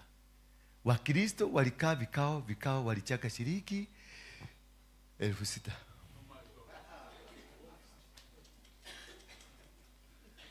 Walevi na huyu mlevi wao walileta 600,000. 600,000. Na huyu mama alikuwa chairlady wa kanisa. Meaning hata pesa ya pastor hapo hakuna. Ama unaona kama iko 6,000. Hii ni pesa ya youth na wamama. Na hakuna ya sadaka. Hakuna. Ni pastor gani anatoa pesa ya sadaka anasema iende kasaidie? None of you. Mnaambiaga washirika toeni. Hamwezi kugusa kamfuko ka sadaka. Mnaambiaga washirika afanya nini? Toeni. Mumewapora, mnaendelea kuwapora. Hata mtu akikufa, mimi nilizika mama yangu juzi. Kanisa ya PCA. Ile pesa walilete 12,000. Na mama yangu ndiye alijenga kanisa ya PCA Kiambeleli Ward. Peke yake. Lakini wakati alikufa, walilete 12,000. Hiyo ndio itasimamia ile gari itabeba hao. Walitoa kama mchango wao, lakini wakasema sisi pia tutatoa gari ya kubeba hao watu wa mama wale wataendea mwili. Hiasi ilikuwa inalipo shilingi 18. Sasa kwa hiyo 12 nikaongeza ingine ikafika 18. Mama wa kanisa amekaa kanisani since 1982. Amejenga kanisa peke yake. Nikauliza wao wachungaji, nyinyi mchango yenu ni gani? Wakaniambia wamama wanajua watafanya ile kitu wanafanya. Tuliletoa 12,000. Alafu tukawalipa kwenda mochari kurudi. Tukawapatia ingine 10,000. Nikaogojea watoe pesa ya chakula, watu wapikiwe. There was nothing. Ni mzigo ya familia. Lakini wakati wa kuzika mama, hata eulogy mimi si kusoma. Hatukusoma eulogy. We never. Watoto hawaku participate. Ilikuwa ni affair ya Girod. Magirod ndio walisema, wakasoma tribute, wakasoma eulogy. Sasa nikashindwa, unasoma tribute ya mama yangu aje? Unasema nini kuhusu mama yangu ambaye amenilea, ambaye anajua shida zangu? Mimi ndio nafaa kutoa story ya mama yangu ama ni wewe? Now you can imagine the hypocrisy that is in church. Not unless we change, this country will not heal. It's about healing the country. And we the gatekeepers, we are the beginners of healing the nation. And by first healing ourselves, by repenting. Because none of you here is a Christian. And if I come on in Christ, prove to me. Why do you have a church? Na uedagi church ya neighbor kama wewe ni Mkristo. Bona usiamuke asubuhi ya Apostle uende kwa huyu. Nedoka nataka kuhubiri leo. Na yeye aseme the man of God amekuja sasa tuhubiri. Si utasema kamiti haijaongea. You had not informed us. Ulikuwa informed as who? And the church is not yours. The church is God's. Ulikuwa uniformio kama nani? Na nyumba isiyo yako. The church does not belong to you. You are just but a caretaker. And if the owner sends somebody to come and do his work in his property, why will you say hatujakaa kikao? Why will you say atukifika huko ukihubiri unakaa hapo ukigojea kabahasha, upatiwe kabahasha? Why? Why do you need a kabahasha? And the owner sent you, and the owner has your provisions. This Jesus has your provision. So even if you don't have a kabahasha, he will provide. Na ukikataa kupatiwa kabahasha unasema hiyo kanisa kuna mahali naenda. No. Hiyo mtu nilienda kwa hiyo mchungaji hata kikombe ya maji hawezi kunipatia. Why were you to be given a kikombe ya maji na uko kazini? Are you not a worker? Who employed you? Don't you have a boss in heaven? Why do you want to create another boss here on earth?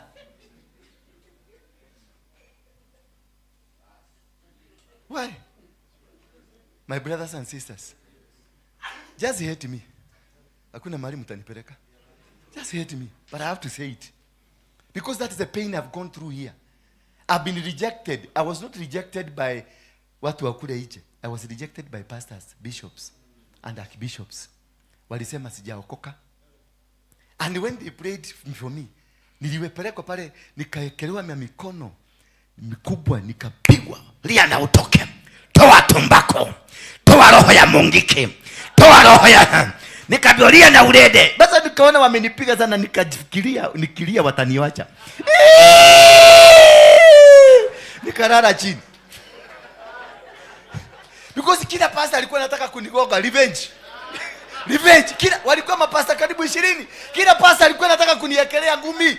Huko nilitoka huko ni kama nimepigwa na nyundo. Mpaka wakati mnganga alisema lia na uende, nikalia. Nikarara chini, nikajua kumbe hiyo ndio siri. Bwana Yesu asifiwe sana. Alafu hapo tukaiba kawimbo kingine kazuri sana. Niko chini ya mwamba juu yangu. Yesu nifiche.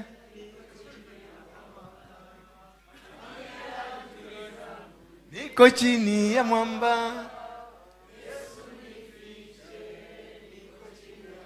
Sasa nikiwa ndani ya chini ya mwamba, maana niliingia huko chini, nikasikia wakisema, ukiona hajauliwa na Mogeke, hajaokoka. Ukiona hajauliwa na Mogeke, maana Mogeke lazima wakuue. Ukitoka lazima wakuue. Na ukiona hawajamuua, hajatoka. Sasa nikashindwa, kumbe ulikuwa nafikiria maombi yako ulikuwa unataka kuona kweli aliokoka ukiniteremsha kwa kaburi. That is Christianity now for you. Who does not believe in what they teach. Kama niko chini ya mwamba ni Yesu. Then how will you expect me to die? Does it make sense? How will you expect me to die? I am under a mwamba. But they expected, na kutoka siku hiyo they rejected me. See, I am not saved because I did not die. And that is a bishop, that is a pastor, that's somebody who will tell you that. Others came and say, unajua haujasamehewa kabisa. Mpaka wakati utarudisha ile pesa yote ulichukua wakati wa mungiki. Urudishe. Ndio Mungu akubali. Maana nilionyeshwa. Hujakubalika. Uko mahali hapa, umehangi tu mahali hapa, lakini ukitoa hiyo roko ya kuhang itatoka. Sasa nikashindwa. Nikamwambia hakuna pesa nakupatia, na nikamwambia pastor, nisikilize vizuri, nitakunyorosa. Nitakutwanga. Akaenda akasema kweli jamaa hajaokoka. Lakini nikaona Yesu aliwaita watu mambweha. Yesu alikuwa na nyahunyu, alitwaga watu ndani ya kanisa. Hebu niambie pastor, kwa sababu tumesoma sana na mabishop. Ulisikia wapi Yesu alitumana nyahunyo kwa duka gani? Alitumana? Na alitoa wapi? Alikuwa nayo. Alikuwa naibebanga kwa nini? Kwa sababu alijua kuna wakorofi. Atakutana na wakorofi na atawanyorosa. Yes. Yesu asifiwe sana. Praise be the name of God. I'm talking about servant leadership. In Mungiki, we were better than you by far. We were united. We were loving. We were caring. If I was kusimamishwa kila kitu, ukiokoko kisimamishwa saa hizi, kusemekane hakuna Mungu akuje hapa aseme hamjaokoka, sasa anzeni, choose where to go, mimi nitaenda kwa Mungiki. I will not walk with you in hypocrisy. I would rather serve the devil openly than serving the devil secretly. Because most of us, we are serving the devil secretly. Sisi ndio waoko, sisi ndio tunafanya duka watu kwa mgogo, sisi ndio tunaagusha watu wengine, sisi ndio tunauza watu wengine, sisi in the church. My own people here in the church wananiobeaga nikufe. My own people. Na nikihubiri nasema preach it, prophesy, prophesy. Anaruka bagana kanyaka kiti ni prophesy. Kumbe ni amekuja miaka gedhito hapa. Bwana Yesu asifiwe. Wanaenda wanateremka hapo chini mnapadia. Ameona wewe unakaa kutoa pesa, anakupeleka hapo chini anakuambia mimi Mungu ananisema mimi ndio nimesimamisha huyo pastor. Hata hakuwa na kitu, Mungiki walimunyaganya. Mimi ndio nimemuopea mpaka akisimama. Na sasa nataka niwe nikikuopea. Sasa utafanya hivi, kuo kituma 10% kwangu. Na ni mtu umeombea washirika wetu kwa sababu hatujawafundisha. Juzi hapa ile last time, yako hapi Shikuku, my friend. Asante sana. You did a very good job. Very powerful job. Yes. Lakini kuna makosa ulifanya. Aliniletea watu, alipiga simu. Yes, yeye alilete. Alipigia mama kama huyu simu, akapigia kama huyu simu. Sasa huyu alichukua sister yake, brother yake, bwana yake. Kuna mtu alikuja hapa, yeye na mke wake na watoto wake 3. Walikuwa hapa. Ukujua wewe ni simu ulipiga genuinely. Lakini wakora walikuja wote wakasema mimi ni pastor. Mimi ni reverend. Baba akasema ni bishop. Mimi baba namjua, ni wa Kibera, namjua. Ni Mungu. Lakini alikuja hapa akiwa bishop. Na mtoto yake alikuwa pastor. Na mke wake alikuwa reverend. Na wajua ni watu wanauza chang'aa huko.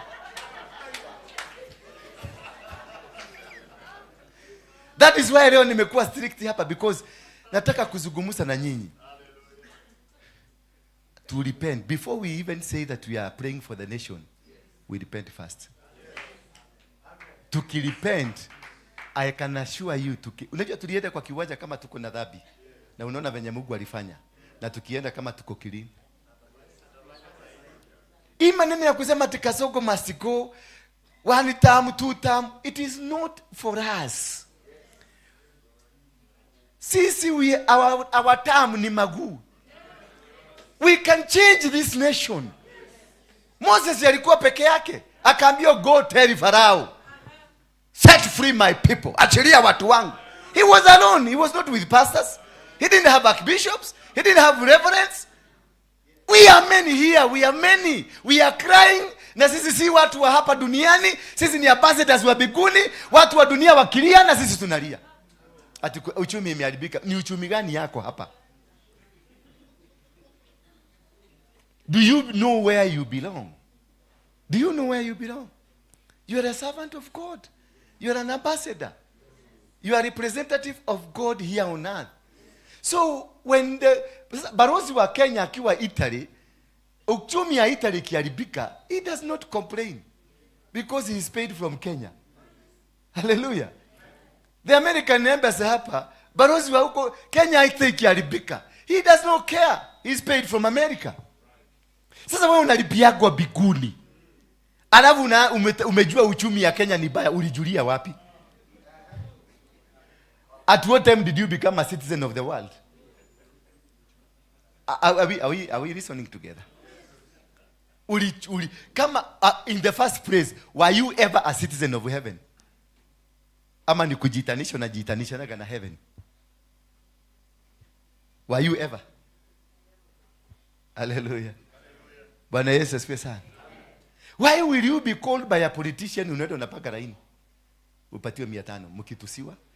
Kimutu hakijaokoka kiko hapa nyuma kinanuka na mgoka na kingine kiko hapa kinanuka bagi na wewe uko hapa katikati unapaga mule ati unaenda kupatiwa shilingi 5,000 ama 500. At what time did we stoop that low? Kupaga na mtu amogoka laini tukapatiwe na politician mwenye ameenda Shakahora ametoa mtu ameua mtu ndio kafara itokane ndio pesa ipatikane ukuje upatiwe. Instead of shaping the world, instead of shaping the country, instead of shaping the politics of this nation using our knee, you are shaped by a politician. Why will we have a mwizi in the form of a president? Mnasema ni mwizi. Sivyo tunasema? Ogeni. Watu wa one term inua mkono juu. Watu wa two term. Sifuneted. Yes. Of course, participate kwa hizo vitu. But before you participate, our knees should change the look of things. It is we who to say who will become the president. We win the battle in the spiritual realm. Then when it comes to the physical, things will work. We shall declare and decree and say this will be the president. Because we have consulted from heaven. And the heavens have told us this is the man. Sasa sahi wewe kaka kidogo hapa tuko hapa kutokea jamaa pale akibia kuja tuambie wa Monyoro wako pa chini na napatiana shilingi 5,000. Nitawachwa hapa na watu wangapi? Nitawachwa peke yangu. na bibi nani mwingine na wewe? Why? Because we don't have a foundation. And this foundation we lack it because of the foundation ya Ukristo ambao tuliletewa. Alafu tukakuwa wazembe tukakosa kutafuta Mungu. Bwana Yesu asifiwe sana. Tukakuwa wazembe tukakosa kumtafuta Mungu. Mimi nimeokoka tu juzi lakini nimemtafuta Mungu. Yes, nimemtafuta na ninamjua. Hakuna mahali kwa dunia hii sikajakanyagisha miguu in the name of searching God. And I have found him. Bwana Yesu asifiwe sana. I have found him. I have seen God. And this is what we need to do, our mindset, tuokoke kwanza. Na sina uoga nikisema tuokoke kwanza. And you know what I mean. Nichukieni tu. But I have to say as it is. That Mungu anasema tuokoke. Because Kenya is a holy nation. But the people working for it in this holy nation are not related to the holiness of what God is saying. Are not.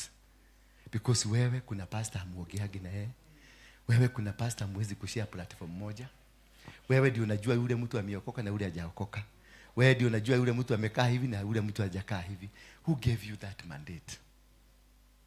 Ours is to follow our boss. My boss did not come here for the good people. Alikuja for the I was not sent to the good. Bwana Yesu asifiwe sana. Kuna watu hawezi kukuja hapa kwa sababu wamesikia ni dola ule wa Mogeke. Because they cannot share the platform. Lakini unamuuliza, umeokoka? Nakwambia yes ndio okoka. Mwaka gani? 1992. Yes, uliokoka kutoka nini? Kutoka kwa dhambi. Kwa hivyo ulikuwa unafanya dhambi. Dhambi ni ya nani? Ni ya shetani. Kwa hivyo at some point wewe ulikuwa wa shetani? Hapana. We are all from that world of sinfulness. Oh, what we need is to become a Moses. A person who will be called to the mountain na anaambiwa na Mungu toa hiyo kiatu mahali umesimama ni patakatifu. Hapa Kenya ni mahali pagani tunaweza kusema ni patakatifu? tumechafua, tumenajisi kanisa, tumenajisi kila kitu. We have built our own doctrines because unabadilisha mpaka unakuta prophet na prophetesses. Lama shetereboha. Bwana ananionyesha. Nimeona majenesa matatu. Alabashekete. Na sasa hiyo ni pesa, amejua uko na pesa. Anataka kukupora, anajua masanduku matatu. Na familia ni familia ya watu watatu. Masanduku matatu inamaanisha nini? Familia imeisha. Lakini Bwana anasema atasimamisha halai. Rikabababos anjara baha. Yes, nasikia Bwana. Akitoa dhabihu mambo yake yatakuwa sawa. Yes.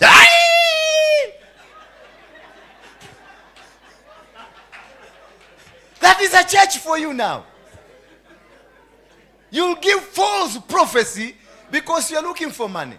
At what time were you disconnected from the heavenly money? Ndio uanze kutafuta worldly money. Because we are connected, we are wired.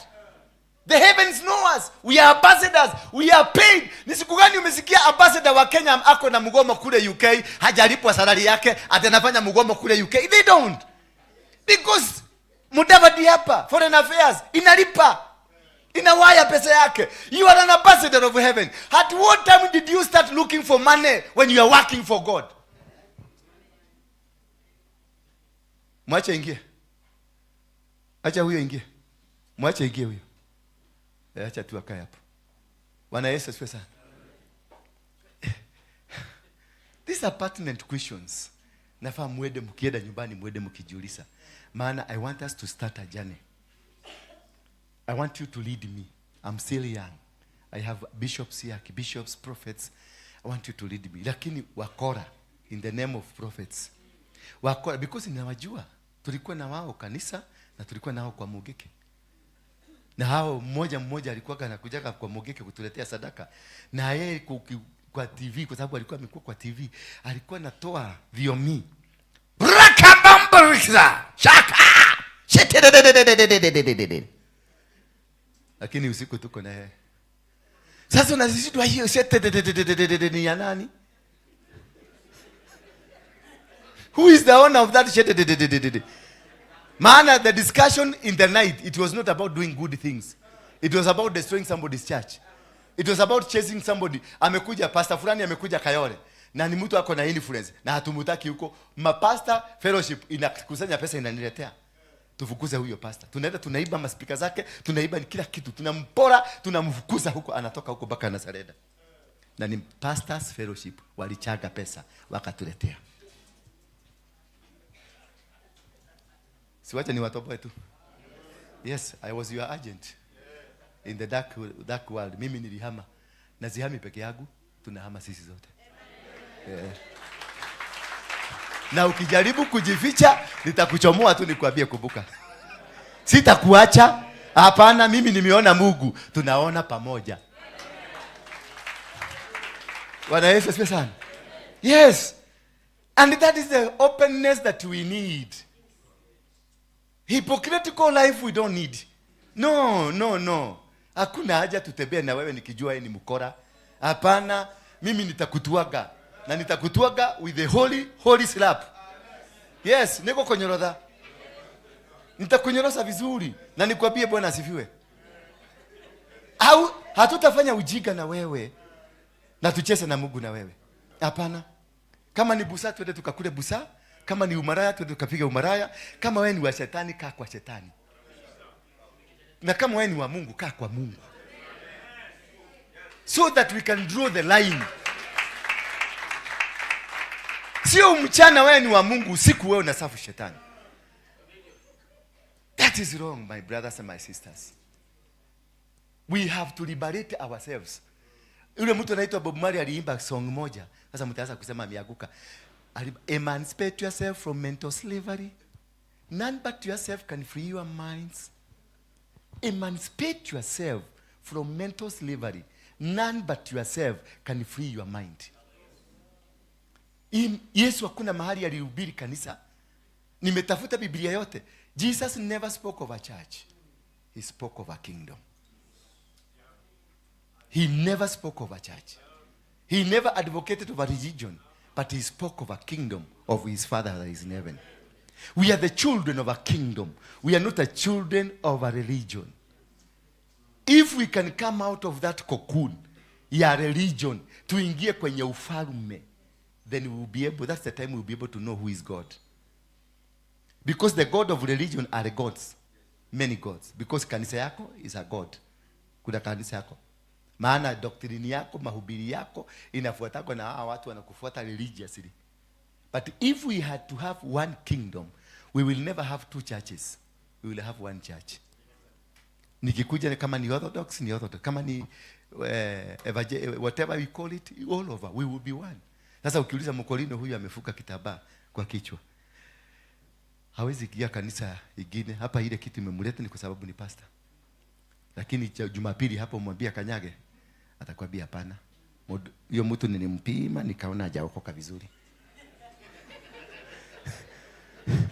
Ukiangalia huyu mtu na Israeli, ni Israeli. Israeli Sidonyo. Na yeye pia utamkuta kwa barabara wakizunguka. Na anakuambia ni Mungu, alisikia Mungu. Wewe hiyo kanisa ulifungua, ulisikia nani? Yeah? Hiyo kanisa ulifungua. Kwani huyu Mungu ni subdivided namna gani? Where is this God so subdivided? Ati wewe anakuambia fungua kanisa yako uite Jesus Fire Manifestation. Na wewe ukikaa kidogo and you are seated closer, na wewe Mungu akakuzungumzia akafungua the Lord is fire. Powerhouse in blood of Jesus. Huyu mwingine akafungua the blood of Jesus Calvary. Huyu mwingine akafungua. Why is this God so confused? That he is not speaking in one tongue. He is not speaking in one language. Na yako nafungua kwa sababu na ujauo yako. Na mimi nafungua na ukikuyu yangu. Na wewe nafungua na ulu yake. Na ukiangalia ile sarakasi iko kwa hiyo kanisa ni ya Kiluya. Ukiingia kwa Kikuyu, sarakasi ni za Kikuyu. Yes, baka dhiomini za Kikuyu. So you wonder, what kind of a God is this one who is so fragmented? Our God is one. Jehovah is one.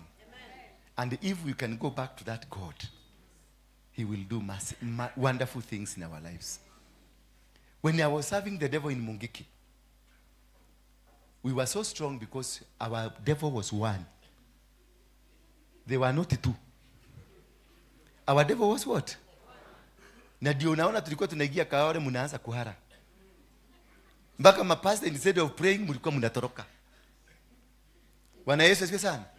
And when I came this side, I decided to come and live with my God as one God. And that is why I want to enlist you. We come and join together. Liberate this nation. But before we liberate this nation, we be liberated ourselves. To change, tuokoke, tuite Mungu, tukue kitu kimoja. Then we worship together. Wacha lalale kidogo. The heaven is speaking. Nimemwambia tulia kidogo, nataka kuongea na wewe. Atatupatia domeleli hapa sahi. Bwana Yesu asifiwe sana. Am I making sense to you? Yes. Nauliza nyinyi wote. Am I making sense to you? Yes. Mtaenda kunisekenya hapo chini? Na hata ukinisekenya hakuna mahali utanipeleka. Kama haukunipeleka nikiwa Mugiki, ni sahihi niko na Yesu. Let us be frank. This is the time for us to be frank. Tukatwe matubo iwekwe kado. Tukue frank to each other. My brother, are you really my brother? My sister, are you really my sister? Bwana Yesu asifiwe sana. And once we have that dialogue, Kenya will be healed. The politics of the nation will be healed. Our children will be healed. Everybody in the society will be healed. Because the people carrying the mantle of healing have healed. Bwana Yesu asifiwe sana. Because kama wazee wa zamani walikuwa hawajui Yesu na walikuwa naenda kwa mgumo, wakitoka kwa mvua inanyesha. Wagapi hapa saida kuomba mvua ikanyesha? Ama ni kukaukiwa zaidi? Mimi nakuwa na mapasta hapa nakuja kupea moto wa Kai. Mimi hata nyumba nimefugiwa. How now? Ati nyumba umefugiwa na unafanya kazi ya Mungu? There is something wrong. There is something wrong. At where you are poor, We will be supposed to hapa tumekuwa tumepaka ma Mercedes na ma Range Rover. Nenda hizi vitu zinaitaka hizi mabaa kubwa kubwa zimeitwa Clevers. What? Quivers. Enda hapo nje uangalie the parking lot. Ni ma Range Rover, ma Mercedes, magari makubwa makubwa. Na sasa hiyo umepita hapo, umechoka ukitoka huduma, umechoka, mbubaka miguu imekuwa imegada huko chini. Ukitoka wapi huduma? Kwa Mungu ambaye the owner of gold and silver. And mtu wa dunia pale magari zimapaki na waendi kuacha 10,000, wanaenda kuacha 50,000. Angalia maasha ziwaba, wako well dressed. Amevaa kasurua kamefika hapa, well dressed for the purpose. Angalia ashazi wako wako.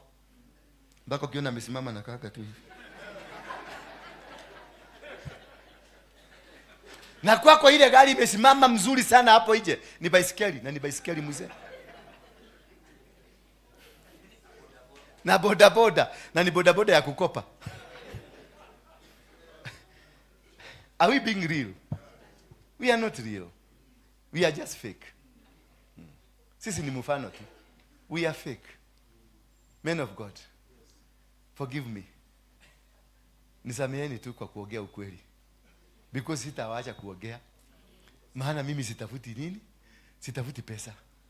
Mimi Mungu amenibariki. Nilinyang'anya watu vizuri.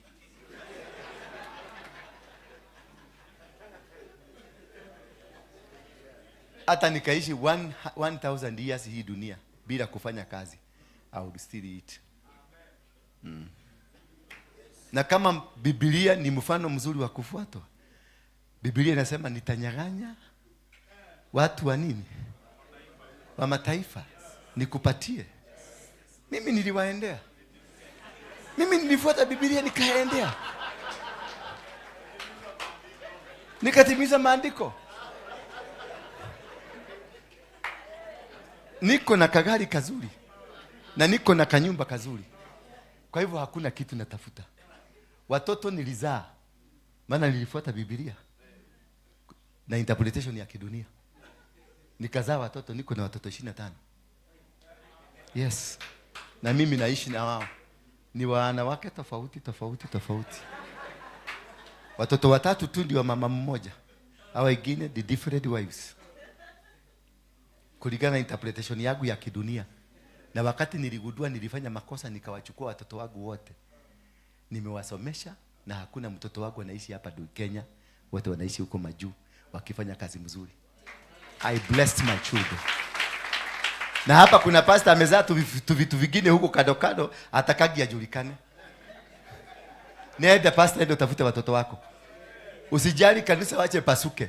Tafuta watoto wako maana ndio wameshika. Ndio wamekushika. Ndio wamezuia baraka yako. Na until utaenda utoe hicho kitoto umeficha na huko, ukilete hapa Mungu hata kubariki. You are a devil. Wewe ni shetani. Yes. Wachungaji hapa wameficha vitoto huko, vimefichwa huko. Vingine viko Kibera. Maana Asha alikuwa wa Kibera. Ukamduga miba. Kisha akamwambia nitaachilia laana. Mama akaogopa akatoroka kwa sababu aliyetaachiliwa laana. Nenda chukua watoto wako, watoe kule wako, walete kwenye madhabahu, wabariki. Bless your children. Yes. Ndio milango yako ifunguke. Nini unaambia watu baba tunaenda mbinguni gani na mtoto yako wako Kibera kikula mafi? Yes.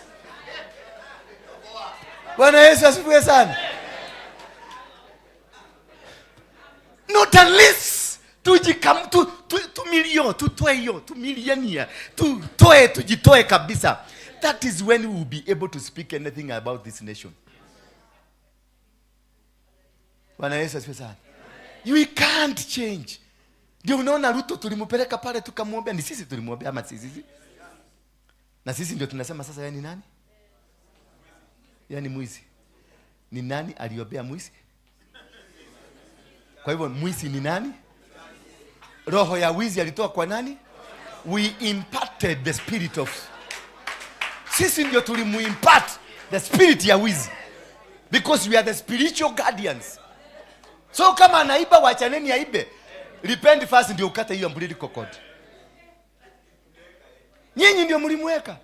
Ati the God has said I saw nilimuona huyo ndio Daudi wa kukomboa Kenya. Sasa Daudi aligeukia wapi? Alibadilikia, alipelekwa Nazareti pale, kalikuja kabla ya miezi kakabadilishwa, ama maombi yako ilienda wapi? Bwana Yesu asifiwe sana. Huyu ni mtoto wenu, mumulee, mukae na yeye, awafinye mpaka mkuwe na kichwa mzuri. Hiyo uchawi alitoa kwenu. Ate si uchawi, ni maombi. Si uchawi, ni maombi. Maombi gani?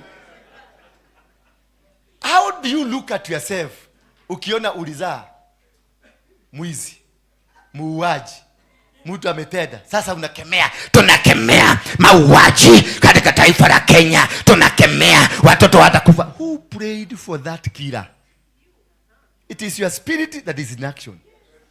Mtoto yote amekufa Kenya, it is the pastors of Kenya.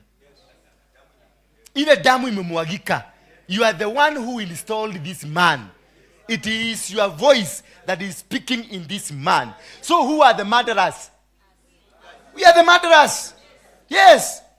Kama ameiba, pesa ile yote ameiba ni wewe. Ni spirit yako inafanya kazi. Because your spirit is supposed to guide. It's a God to propel. It's God supposed to give direction. Because it's the spirit of God. Na sasa ukiona alienda akakuwa mwizi, alienda akakuwa muuaji, which God were you speaking to? Tell me. Because you are the product of that prayer. Which God were you speaking to? Ni Mungu gani huyu anaiba? Is a God Dagon. So if I may say, all of us here tunaabudu Dagoni, will I be wrong? Will I be wrong? Because our God is supposed to give right direction. Our God is supposed to give us, to tell us, this is what I want. Ezekiel aliambiwa, can these bones become alive again? Ezekiel akamwambia namna gani? You only know. Akamwambia prophesy. Akaachilia kwenye mdomo wa Ezekiel, prophesy life. So if somebody is killing, who prophesied that killing? We are the one, people. So don't blame Kasongo. Kasongo anatumia spirit yako. Na wewe ndio muuaji, na alafu unaita mtu mwingine muuaji. Na anafanya through what you said. Because you are a gatekeeper. You are the one holding the spirit. Na spirit ndio inaua, maana inataka damu. Inataka kunyonya damu. Kwa hivyo hata wewe you are a blood sucker. Angalia watu wako wanateseka kanisani kwako. Ni watu wangapi wamekuja wamekosa msaada kwako kanisani? Wewe angalia venye by the time uraisi hapo venye umetumiwa na venye umepigwa na mapasta wengine. By the time you became a pastor, how have you? Angalia ile mateso umepitia. Hello. Angalia uone mpaka ile kanisa umejenga. You would have wanted to build a church, lakini umejenga kanisa ambayo hata wewe mwenyewe unashindwa nini? Ni ya mabati. Lakini the funniest thing unakuta unaishi nyumba ya 35,000 kule Donholm na Savana na kule kwingine. Lakini kanyumba kale umejengea Mungu ni kama mabati kamekaa hivi. Alafu unapaki gari hapo nje ya mabati. How do you see God looking at you? Alafu useme mtu wa Catholic atachomeka. Angalia mtu wa Catholic ile nyumba amejenga kwa sababu ya Mungu. Angalia Muislamu anajenga msikiti akiwa peke yake. Mimi nilikuwaga Muislamu. Nilikuwa naitwa Ibrahim Dora wa Ruigi. Msikiti wa TSS kule Mombasa. Alijenga peke yake, alitumia 150 million. Mkeka peke yake ile aliweka huko chini ulikuwa mkeka wa 65 million. Kanisani kwako aenda useme mnanunua kiti ya plastiki, kuna harambee. Hakuna mtu atakuja Sunday. Because we are not grounded in the word of God to understand who is God, to know what God wants. Our God is not glorified in any way. Wewe kutoka wewe mwenyewe, wewe gari unapaki gari mzuri ya 1.5 million, 2 million hapo, na kanyumba uliokota mabati ilichomeka hapa Mukuru kwa Ruben, ukaenda ukagoga kanyumba. Na ukasema nimejengea Mungu madhabahu. Ede usome Solomon alijenga nyumba namna gani? Halo. Ede usome Solomon alijenga nyumba namna gani? Ndio sasa utuambie kama umejenga ama hujajenga. Na kama ni kukoboa nyumba ya Mungu kama hii, tengeneza nyumba yako ikuwe mzuri. Ndio unaona nyumba ya hapa hakuna kiti ya plastiki, maana kwa nyumba yangu hakuna kiti ya plastiki. Hakuna. I do it by the standard of what God has given me. Mimi Mungu alinijengea nyumba nikiwa jela nikigojea kwenda kunyogwa. Siku ile mliniombea nikufe. Nilikuwa huko Kamiti nikingojea kunyongwa. Mashini ilikataa. Waliniweka juu ya mashini, wakaniweka nikaweka na mashini ni mabati bili na kuaga hivi. Unawekwa kaba hapa, unasimama kwa hii mabati. Hii mabati ndio anafinya, inafunguka na chini. Unaenda juu. Badala ya mabati iende chini ilirudi juu. Na sasa hiyo mmeniombea nikufe. Mungu akaniambia hauwezi. Wale walikuombea ndio wanafaa kukufa. Nikatoka. Na sasa hiyo ndio nilipata pesa ile mingi nikiwa huko. Nikikojea kukufa. Ndio nilitengeneza kale ka message ka umetumiwa mzigo.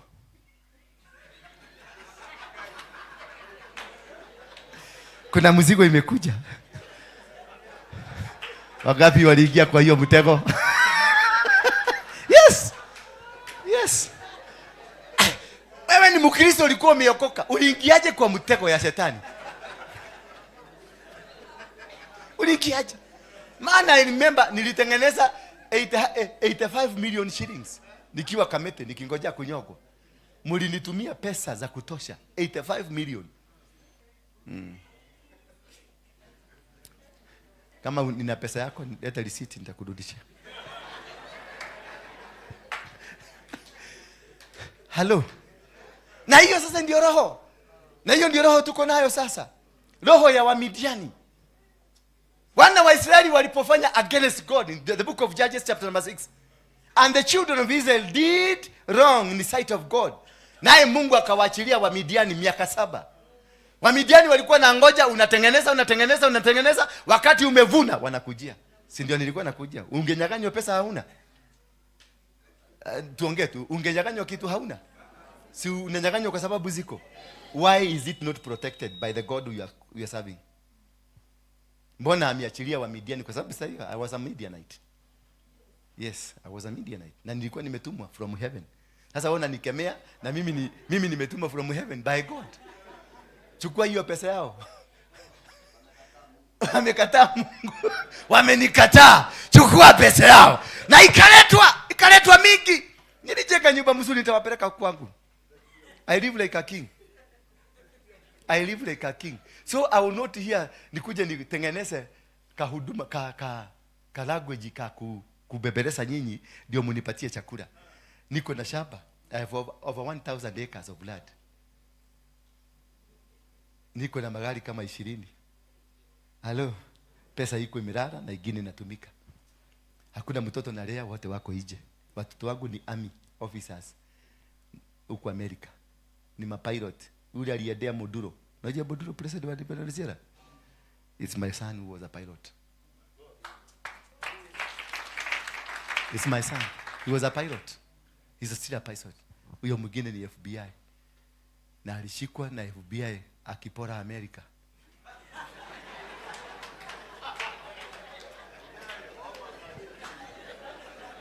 Kwa wale wanaweza kuona karibu. This is my son. Hiyo ndio ndege ile anaendesha. Yes. Siji watatuwekea.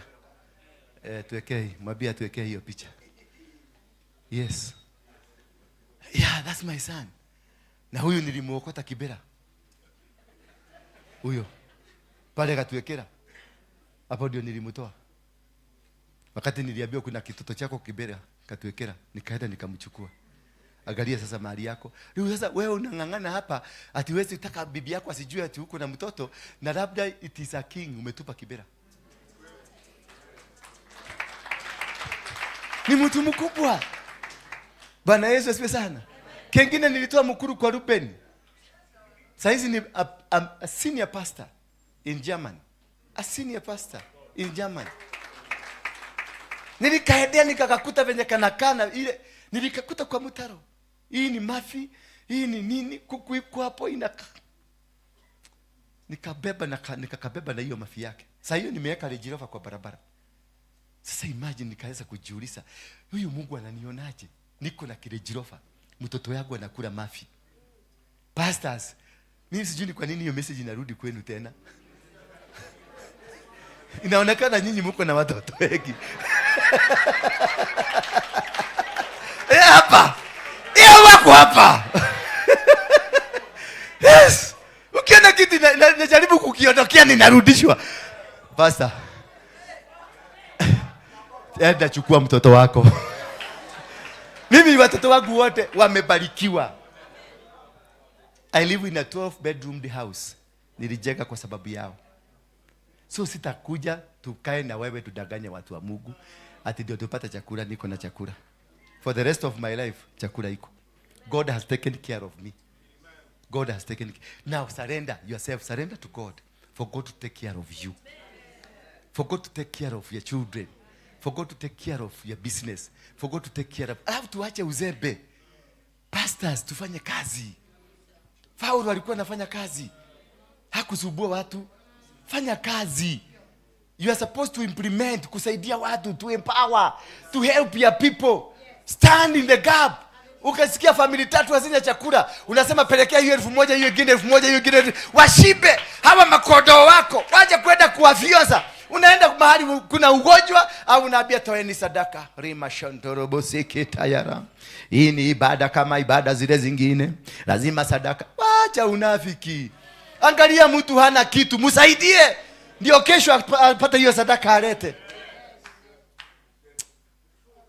Hello. Poleni sana. Atawacha nimalizie hapa. Bwana Yesu asifiwe sana. Hiyo ndio ibada nataka tufanye. Yule anashika microphone, hiyo ndio ibada. Wachana na Biblia kwanza. Weka Biblia. Tuchabuane kwanza.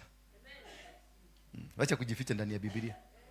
Ati Bwana anasema atakayemnyoshea mtumishi wake kidole atalaaniwa, atakainukia watumishi wa Mungu watalaaniwa. Watumishi gani? Mtumishi gani? Mnatutisha na Biblia. Na hii Biblia mimi niko na Biblia hapa. Ile ya the Ethiopian Bible. I got it here. Iko na vitabu 100. Niko na hii ya kawaida 66. Na niko na Catholic Bible. Iko na 83 books.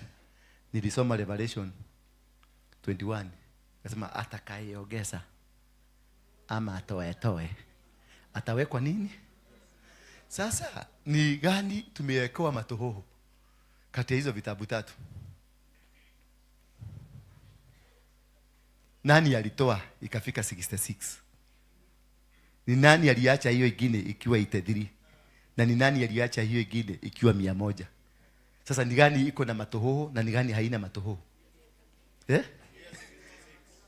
Ni gani? Na ni gani tunafuata? Sasa ni nini tuko nayo kwetu? Mumetolewa. Kwa hivyo nyinyi ndio mko na matohoho. Bwana Yesu asifiwe sana.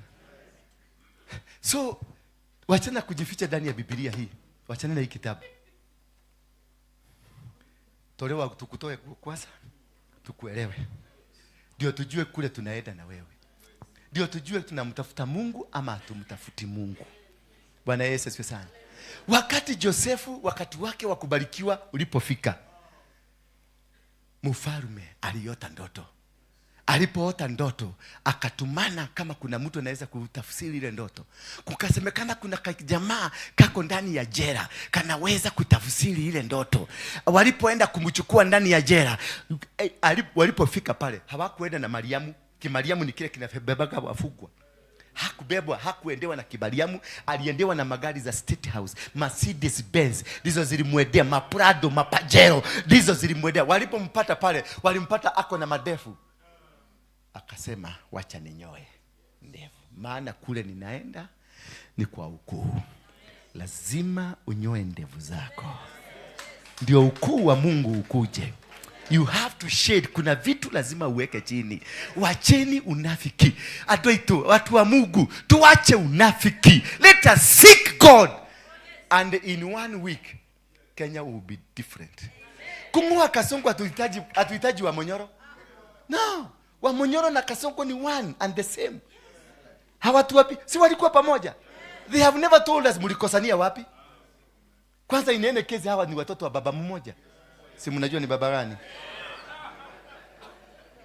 Alafu angalia ule mwingine wameinukiana, ule wa standard group. Those are sons of one father, biological.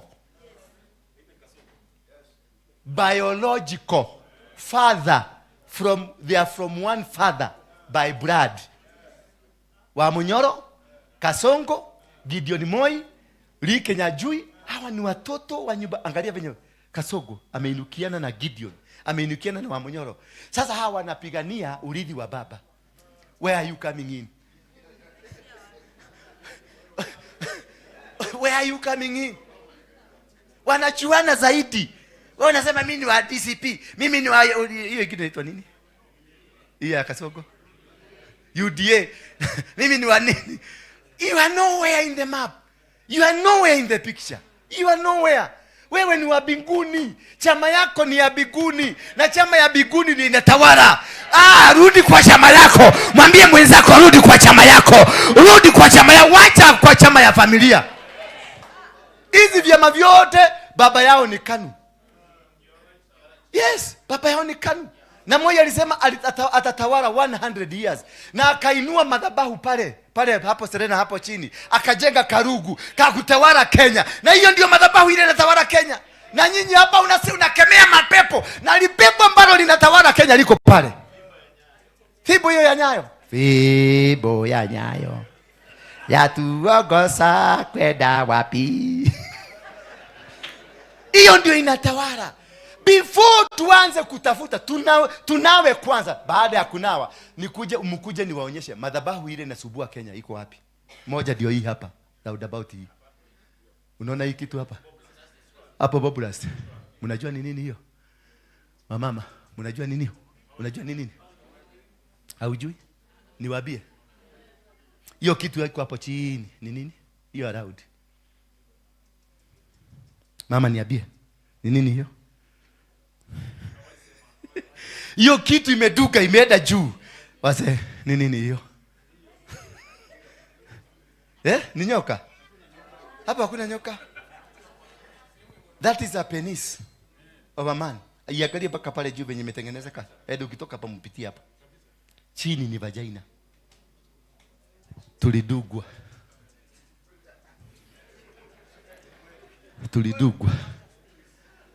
Dota, hiyo ndio spiriti ya LGBTQ. Hiyo ndio madhabahu ya LGBTQ. Na ndio naona sasa baka mapasta. And I can see some of the pastors here na wajua ambao ni gay. Na ambao ni lesbian. Wako hapa, ninawajua. You are here. Na ukikunywa ile chai tumetengeneza pale, na wewe ni gay, utalipuka.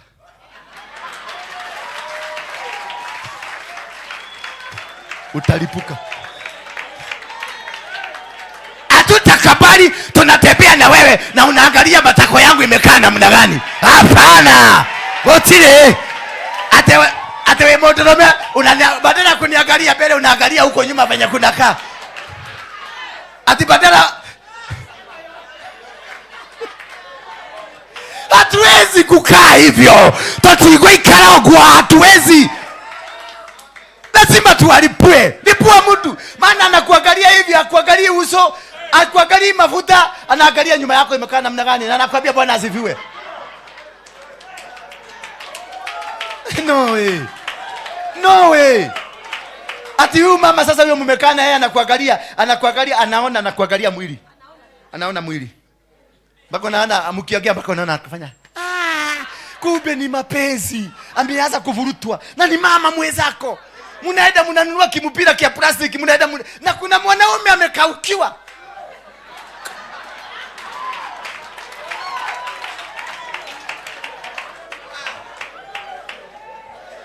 And why all this? Why all this? Ni kwa sababu ya hii. Ilijengwa na nani? Na governor wa Nairobi. Hiyo ndio ilimpatia kiti hii. Si kura yenu. Hii iko hapa. Polycarp Igathe alikuwa ameshinda. Lakini venye alikaragwa atajielewa kwa sababu ya madhabahu. Madhabahu iko na nguvu kuliko anything. Bwana Yesu asifiwe sana. Before you start speaking of that Jesus, okoka kwanza. nikuje nikwambie madhabahu ya shetani iko hapi hapa. Hii nimekuambia, hii ni madhabahu ya Waisraeli. This one. We are in the right place. This was created for God. Lakini also hapa ndio kahawa ilimaliziwa. Hii nyumba hii. Ukienda pale KICC, wangapi wameenda KICC? Mami, KICC ni nini? Ujui? KICC is a penis of a donkey. It is a penis of a donkey. Wakakuwa wajanja kidogo, wakaeka kale kakitu kako huko, lakini kuna kanyumba pale chini. Hebu kata hiyo kanyumba wekelea pale juu.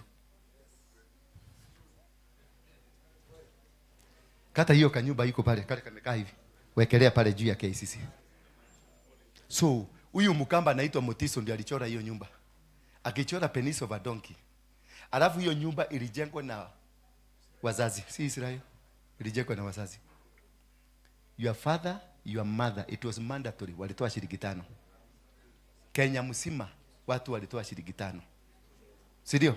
Enda uliza mama yako. Walitoa shilingi 5 ya kujenga KICC, ya kuinua madhabahu. Ya kuinua nini? Na hiyo madhabahu ndio haiwezi kutolewa kwa noti ya Kenya, because that is the spirit of immorality. Ndio unaonanga ukishika tu pesa kidogo mwili unachamuka.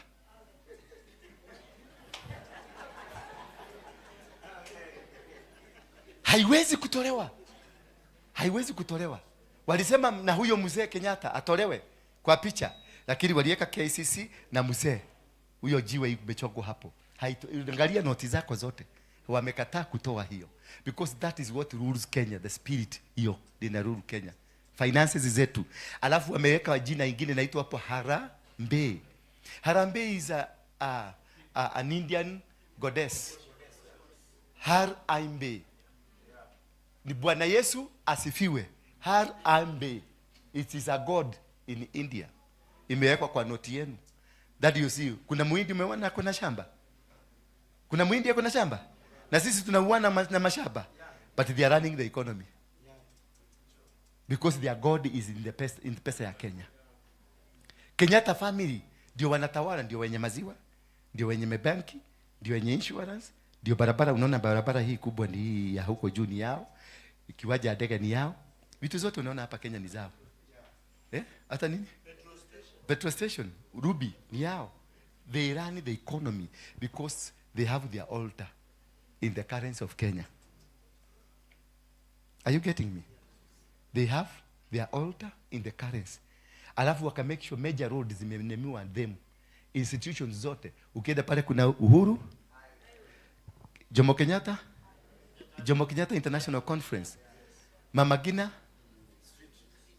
Uhuru nini, Kenyatta Avenue zote, Kenyatta Hospital, Kenyatta University, institutions of power, they have hold them. So wherever you go, ukipita Kenyatta Avenue, una raise their altar. Ukienda Jomo Kenyatta kupaa, una raise their altar. Every time you mention, because you have to mention them every single day. They have Kenyatta Avenue, you have to mention them. They Kenyatta Divitari, they have to mention them. And the more you mention an altar, the more it becomes powerful and stronger. Na wewe hapo unang'ang'ana, twende Sayuni. Sayuni gani na umekamatiwa hapa duniani? Jinasue. That is why Mungu aliyemwambia mwana wa Israeli, nenda mchinje mbuzi, kisha hiyo damu mupake milango. Mujinasue kutoka kwa madhabahu ya hawa watu, ndio muondoke niwapeleke kwenye nchi ya ushindi. Bwana Yesu asifiwe sana. Juzi nikasema State House ni ya Freemason. Na Ruto hawezi kukaa in peace. Amekaa? Hawezi. Akitoka State House, he was the brilliant president Kenya ingekuwa nayo. Si mlikuwa nasikia anaongea mpaka unasikia yes. Finally Kenya imepata president. Where is that president? Alipoingia kwa madhabahu hii ya State House. Ilijengwa na Sir Evelyn Baring. Hapo ndio headquarter ya Freemason Kenya. Walizika vitu hapo chini. Ukikuja hapo Nyerere kidogo kuna kanisa yao hapo chini. Bwana asifiwe sana. Na hizo ndio madhabahu zinatawala. Ukienda Mombasa kule Mama Ngina, Mama Gina wote? Mama Gina Drive. Hapo ndio kuna ile altar inaitangwa the skull and bone. The skull and bone. Ukigoogle, uende nyumbani ugoogle the skull and bone altar. Iko hapo Mama Gina. Iko chini ya bahari. Utaona kina Michael Jackson wakitembea huko ndani. Utaona ma skeletons zikitembea because it is a skull and bone. Iko kwa Mama Gina Drive. Sijui kama unanielewa.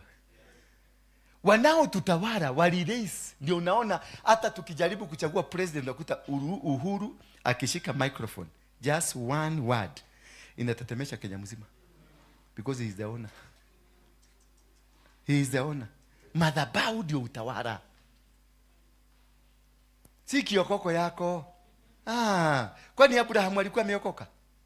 Musa alikuwa ameokoka? Walitawala na nini? Na madhabahu. Mpaka saa hii tunajitanisha na Abrahamic word covenant. Hiyo ya ni mbuzi alichija.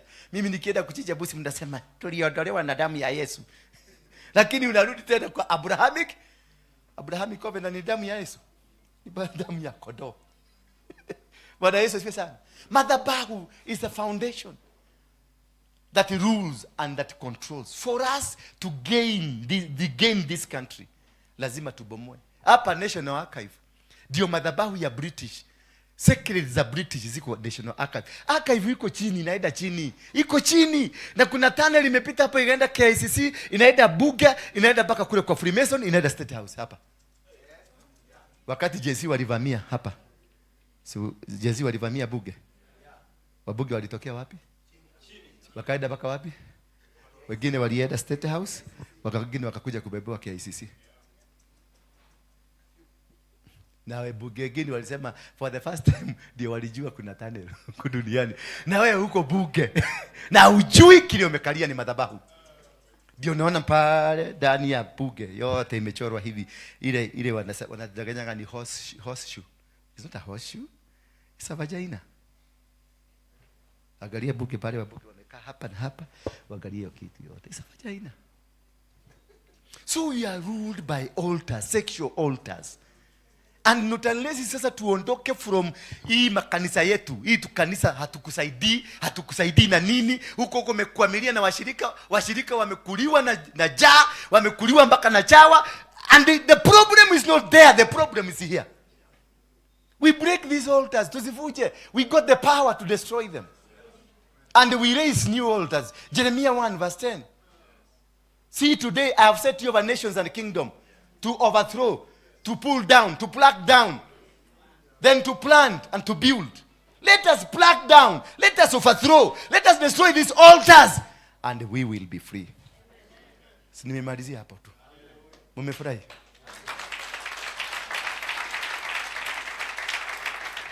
Inua mkono wako kama wale wataenda kunikemea, inua mkono wako.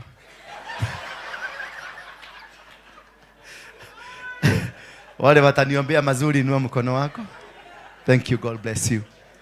Yes, that's the reason tuko na mfalme wa amani. Hiyo story yote nimekupatia. Mfalme wa amani is not a church. It is a movement. Mfalme wa amani is the Prince of Peace. I am not the Prince of Peace. It is Jesus. We build a movement. Tuondoke in 4 corners, in 4 walls. We build that which Jesus came to build here. Jesus did not come for churches. He came for the kingdom. And the kingdom can only be attained by first, we becoming the children of the kingdom. Number 2, destroying that which can hinder you from becoming the child. And it is the altars. We have to pacify this country. Na tutaanza na Nairobi. Kule nilienda kule, hamukujua tunaenda kufanya nini? Huko ndio kulikuwa kumezikwa madhabahu ya nini? Ya maguns. Na Mungu akaniambia kunataka kumwagika damu mingi sana Kenya. Akaniambia nenda pale. Sosi ya damu yule dragon ile na kunywaga damu inakuwa kwa hiyo kiwanja cha Jakarada. Ndio unaona waporaji wa mashamba wamepora kila mahali, lakini uwanja haiendagi because it is the biggest altar of blood ya watu. That is why God said me there. Kusilence hiyo. Sikulikuwa 25. Kuna damu imemwagika? Nafi. Kuna duka ilipomolewa? Hakuna. Because we got the power. Huyu mzee alimwaga tu mafuta. Mimi nilimwambia chukua chupa, ongea venye Mungu atakwambia. Aliongea na aka silence hizo vitu zote. It was silenced. Sasa tupagane. Tupagane tuende wapi? Tutaingia Nairobi. Tuambie Sakaja tufuge hapa. Moi Avenue hapa imeasia kwa hiyo kitu yake hapo. Tufuge hiyo barabara mpaka mwisho mpaka Hilton. Tuweke jukwaa pale archive. Tuweke maskrini huko kwote, tulete watu 1,000, 10,000, 20,000 hapa. Tutoe viatu zetu tutembee hapa. We claim back. We claim back. Tukishika mji, kanisa yako itasimama. Jenzi wote watarudi ndani ya kanisa. Wachawi wote watarudi ndani ya kanisa. Because if the city is gone, you are gone. Bwana Yesu asifiwe sana. You must recapture the city. You must rebuild the city. Bwana Yesu asifiwe sana. Na hiyo ndio kitu ya kwanza Solomon alifanya. Ndio kitu ya kwanza Daudi alifanya. They rebuild the city. Na wakainulia Mungu madhabahu. Without an altar that rules, you can't make it. Mimi nilikuwa na madhabahu yangu ya Mugike. Na nilitoa kwa my grandfather, General Waroige. Enda pale Isili utapata barabara inaitwa General Waroige. That's my grandfather. Wewe kuna grandfather yako na ameandikwa barabara. Yes. My grandfather Waroige was the founder of Mau Mau, wakiwa na Kemadi, wakiwa na Itotia na Madhege. There were 7 generals and they were all first cousins. All of them. They were first cousins. Na sisi ndio tulianza, mimi ndio nilianzisha Mungiki na kiapo ya Mungiki. Wale walikula kiapo ya Mungiki, genuinely inua mkono hapa. Inua mkono tu. Watu walikula kiapo ya Mungiki. Watu nitakutambua. Na nitakusimamisha. Sema tu suri kula kiapo. Wewe si usimame. Unaogopa nini? Yes. Hao wengine wachana na wao. Huyu ndiye alipokuwa anapatiana muma ya Mugike. Aliokoka. Mimi ndio nilimfundisha. Mimi ndio nilikuwa baba yake. Na nimevuka na yeye. Bado mimi ni baba yake. Tukienda biguni. Nilikuwa na my own altar that ruled, that scared you. Understand the power in altars and how to kill them, to destroy them. That is the time you will regain the independency. That is when you'll be able to have access of your God. Otherwise, we are ruled by altars, sexual altars in the city. Until we destroy them, hakuna siku tutaendelea. Maana kanisa saa hii as we are talking, imechukuliwa na magay na lesbian. LGBTQ has taken over. It has taken over. It has taken over. If you don't know. Ile usharati iko kwa kanisa yako baba. Wewe ni msafi, wewe ni clean. Ile usharati iko kwa praise and worship. Na ashas. Na wamama wa kanisa. Kwanza wamama wanaona wazuri wako na tupurado na nini. Ndio wanabeba kijana kadogo, wanaangalia kijana nasema, "Hey, you look very handsome boy." Unaweza kubali nikakununulia kashai. And that is the end of the boy. Na hawatolewi nje, wanatolewa. Kimama kinakuja hapa kimejifanya kimshirika, kumbe kimekuja kumonita. Kiliona kwa TV kikaona kuna kijana anajua kuibisha hapa sana. Anakuja na chomolewa. Pole pole. Anaebiwa. Because they want to destroy the church. That is the agenda.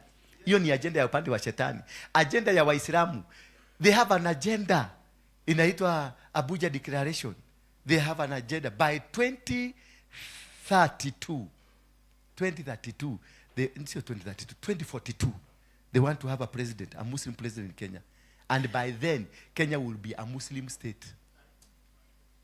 I was there when Abuja was being written, huko Abuja. Then I was a Muslim.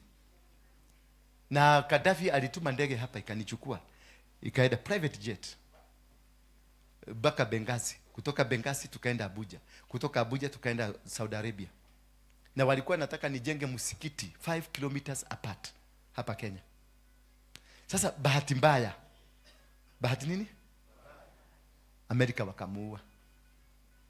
Bahati mbaya. Sisi kama mnanielewa? Now they were to give me $500 million to start the venture. Na mnaona Ningeshindwa kujenga hiyo msikiti? Ukiniangalia hivi, ningeshindwa nikiwa na pesa. Sasa hivi mngekuwa mnaenda hiyo kanisa? Hakuna. Gaddafi alikuwa na mapu ya Murang'a, mapu ya Kiambu, mapu ya Nyeri, mapu, kila mahali alikuwa ananiambia hapa, this is place called Kandara. This is Maragua. And we have a mosque in Maragua. This police station, there is mosque in Maragua. How? Mimi hata sikuwa najua kuna mosque Maragua. Lakini Gaddafi alikuwa najua. These people, they have an agenda. What is your agenda? These people, they have a plan. What is your plan as Christians? Apart from going to heaven. Na ni heaven ujui kule iko. What is your agenda? They have an agenda. They were to give me 500 million to start. Na hiyo sasa, hiyo pesa ndio inatumika na kina Duale saa hizi. Kwa sababu wakati niliruhusu hiyo, nilitoka huko nikarudi padei. Akina Duale, unaona hizi petrol stations zinajengwa za Total petrol station. It is not Total petrol station. Ni ile kitu wanajenga hapo nyuma. Kila petrol station ya Total iko na msikiti. Na wamebeba barabara kutoka hapa kwenda Nyeri, kutoka kwenda Mombasa, kwenda Kidakuru, kwenda Kisii, barabara zote main wameenda wakijenga. Si petrol station, it is an altar. That is why you see they have taken. Ukienda Murang'a utakuta maduka ni yao sasa. Uende Kisii town, maduka ni yao. Uende wapi Bugoma, maduka ni yao. Kila kitu wamechukua, walitumia madhabahu. Na walikuwa nazunguka, wakikuja Bugoma wanatoa viatu na hiyo rosari yao, wanazunguka sema la house remala rahu akbarasa jandobura rahu akbarubasa rahu, wanazunguka barefooted mji mzima. Baadaye wanainua madhabahu wanachukua. We have to undo that. We have to undo that. Bwana wabariki na wapende sana. Sasa ningetaka, kwa sababu mmechoka sana, pale kuna kikombe ya chai, mkunywe kikombe ya chai, alafu tukuje tufuge, si ndio? Meanwhile wacha nirudishe, alikuwa wapi? Nani alikuwa anatuongoza? Ni wewe.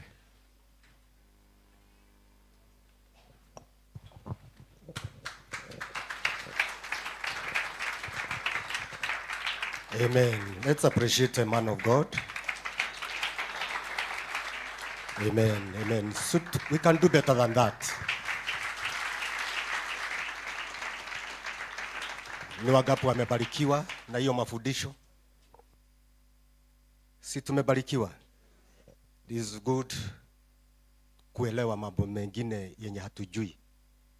You know, tumestick sana kwa Biblia, kwa makanisa, and there are some areas that we don't know.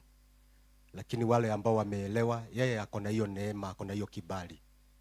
Na kwa wale ambao wako na hiyo grace, that favor, it's good to hear from them. Mambo mengi mimi nimepata kwake, nimekuja kufaidika.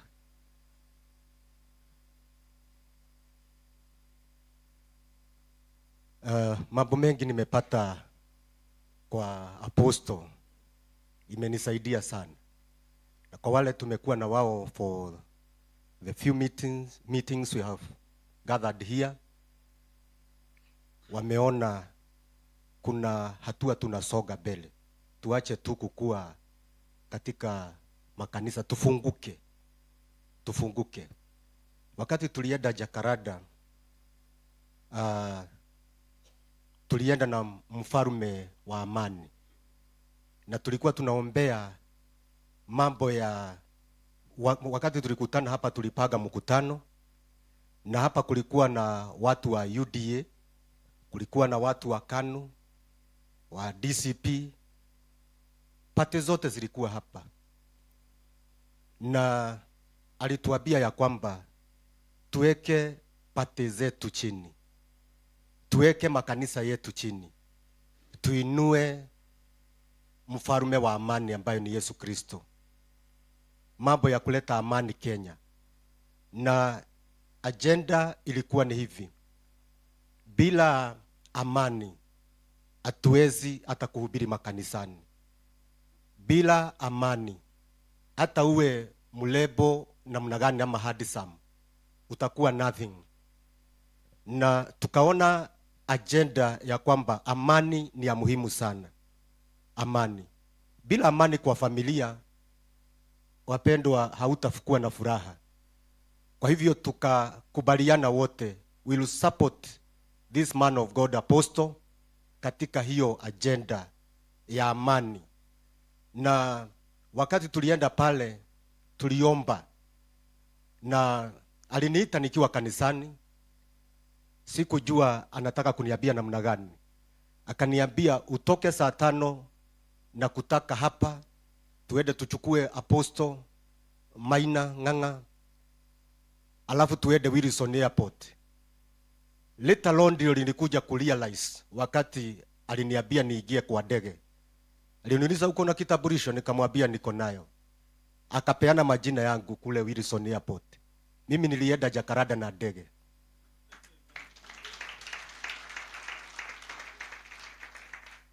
Kwa hivyo kama umetembea Kayole mahali ninahubiri na V8 na magari ya mimi nilikuchuka na ndege. Ni kwa sababu ya new favor, new grace. Na wakati nilimtafuta nikamuuliza ulifikiria namna gani? Alinielezea tukiwa kwa ndege tulichapa maombi. Tukiwa kwa ndege tunawekwa hizi vitu. Tuliomba. Na akaniambia tunataka nyara maroho yenye inakuaga kwa anga. Na ndio tukilad tena tutakanyaga hiyo mchanga na tutamwaga mafuta. Akaniambia tunataka Kenya hakutakuwa na uporaji wa mali. Hakutakuwa na watu kufuja duka za wenyewe when we comes to maandamano. Na hakutakuwa na umwagikaji wa damu ama watoto wetu kuuliwa. Na ninawahakikishia ya kwamba hii ilifanyika. Maandamano hiyo ilitangazwa ya kwamba vijana walikataa kutokea. Si ni kweli wapendwa?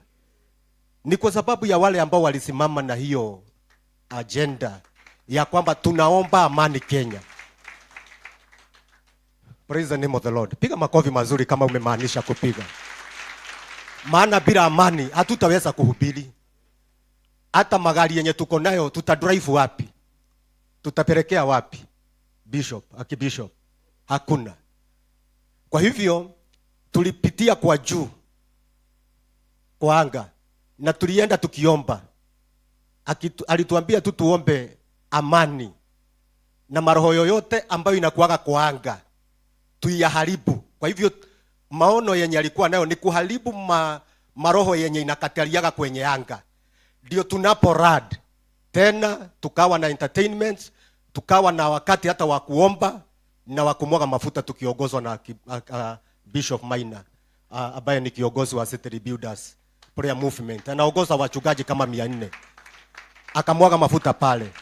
Na hakujua, let me tell you, mimi nimeishi kuuliza apostle program, hata ya hapa hakuna program yenye ilikuwa. Kwa Jakarta hata niliuliza my friend Sikuku ya kwamba tunaulizana program, where is the program of this? Tulipofika pale mimi nilistuka ya kwamba kuna mambo ya vijana wengi sana wamekusanywa footballers, na amewanunulia mpaka amewawekea token yao, amewanunulia kikombe. Nikauliza mchungaji Sikuku huyu rafiki yangu, nikamuuliza hata tungepaga programu zote tumepaga wachungaji. Sikuku kweli mchungaji, tungepaga mambo ya programu ya kuweka footballers, na vijana wengi wamejaa na wamefurahi sana. Na wale wa vijana walipopewa ushuhuda ya apostle, akawaambia ya kwamba alienda siku moja Kayole, amebeba buduki, akaweka mzee mmoja chini. Mnajua hii ushuhuda iko orova iliwekwa, akimuibia pesa yake kwa sababu yeye hakuwa na anything. Wakati alimrusha chini na buduki kuenda kumfora kwa mfuko, alitoa pesa gapi? Simuseme simulikuwa hata mimi. Alitoa 200. Sasa akauliza, vile nimetumia nguvu mingi ya kuenda kupora mtu na buduki alafu nitoe 200, what is this now? Na nyinyi ni washuhuda ya kwamba yeye sio maskini. Hata amewaambia hapa yeye sio pesa amekuja kutafuta. Amekuja kutuonyesha njia ya vile tutabomoa madhabahu ya kishetani na vile tutainua madhabahu ya Mungu. Pigieni Bwana Yesu makofi mazuri. Amen. Mimi mwenyewe mimi nimesoma, aliwaambia last time when we are here, mimi nimesoma na yeye form 1 to form 4. Tunakaa na yeye hapa. Form 1, form 2 tunaenda na yeye, tunakaa the same. Tukimaliza form 4, mwalimu akatuuliza kila mtu aseme atakuwa nani after maisha ya shule. Sasa wengine walisema daktari, wengine walimu, yeye alisema famous.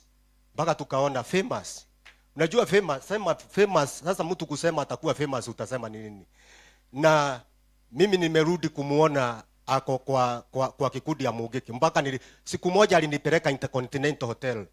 Maana tulipotoka shule tuliform ile group up to date. Ile tulisoma na wao form 4. Up to date we have that team yenye tulimaliza nao form 4. And huwa tuna communicate. Alipokuwa ananipeleka Intercontinental Hotel, nilikuwa ninamuogopa, ninashindwa huyu jamaa tena atanipeleka upande wa upande mwenye aliingia, ama ataninyorosha yeye mwenyewe, ama itakuwa namna gani? I was fearing him. Na you don't have to fear this man. This man have the vision. He's carrying vision and he's very wise. He's very wise. Na kama vile amesema yeye ni mtoto sana kwetu wachungaji, mumpokee maono ambayo muko nayo. Agemwaga ile mafuta. Hata hakuplani na Bishop Maina ati ni yeye atamwaga mafuta. Alipiduka tu wakiwa pale tu na pastor na Bwana Sikuku, akampatia chupa, akamwambia vile Roho wa Mungu atakuongoza akutumie hivyo. Amen. Are we together? Kwa hivyo maono yenye iko ni ya mfalme wa amani, and the agenda is to take this vision all over 47 counties. 47 counties. Na nimesikia our sister ako within the meeting, Kerubo. Wimbo yake itawekwa, ndio mniambie ikiwa tayari. Sawa sawa, ndio nitamatishe. Dada Kerubo, unaweza karibia hapa ndio utupe wimbo. Tulikuwa na yeye huko Jakarta, na mnamjua kwa YouTube, ni gospel artist. Mpigieni makofi mazuri anapokaribia hapa, ndio awekewe wimbo yake, atusalimie, alafu atuwekewe wimbo yake. Kwa hivyo tu support maono ya apostle na tumshike mkono. Karibu sana. Amen. Wangapi wanamjua mtumishi wa Mungu? Tusalimie alafu utupatie wimbo wako. Asante sana. Bwana Yesu asifiwe watumishi. Asante. Nanyenyekea sana kuwa katika haya madhabahu. Nanyenyekea sana kuwa chini ya mafuta makubwa na yenye imebeba neema. Haijakuwa rahisi, ila Mungu ameniandalia siku hii. Wacha niseme kwanza kabisa nimejengwa. Nimepata mafundisho. Kwa wale ambao wananifuatilia, kuna baadhi ya nyimbo ambazo naimba ambazo zimebeba ujumbe ambao apostle alikuwa anaongea hapa mbele. So nikitoka hapa na ujumbe mzito sana wa kuenda tena, naomba Mungu anipe roho na anipe macho ya ndani nikaweze kuweka huo wimbo ama hizo nyimbo katika roho na kweli na katika misingi ya imani takatifu. Majina yangu naitwa Feni Kerubo, mimi ni mwimbaji wa nyimbo za Injili, ila si mwimbaji wa kawaida. Ukinifuatilia unaweza nijua zaidi.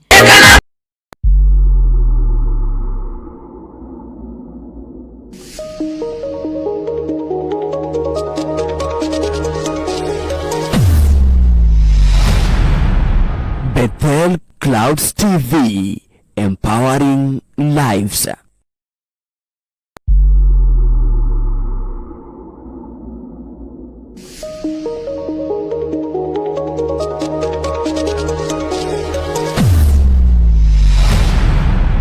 Bethel Clouds TV, empowering lives.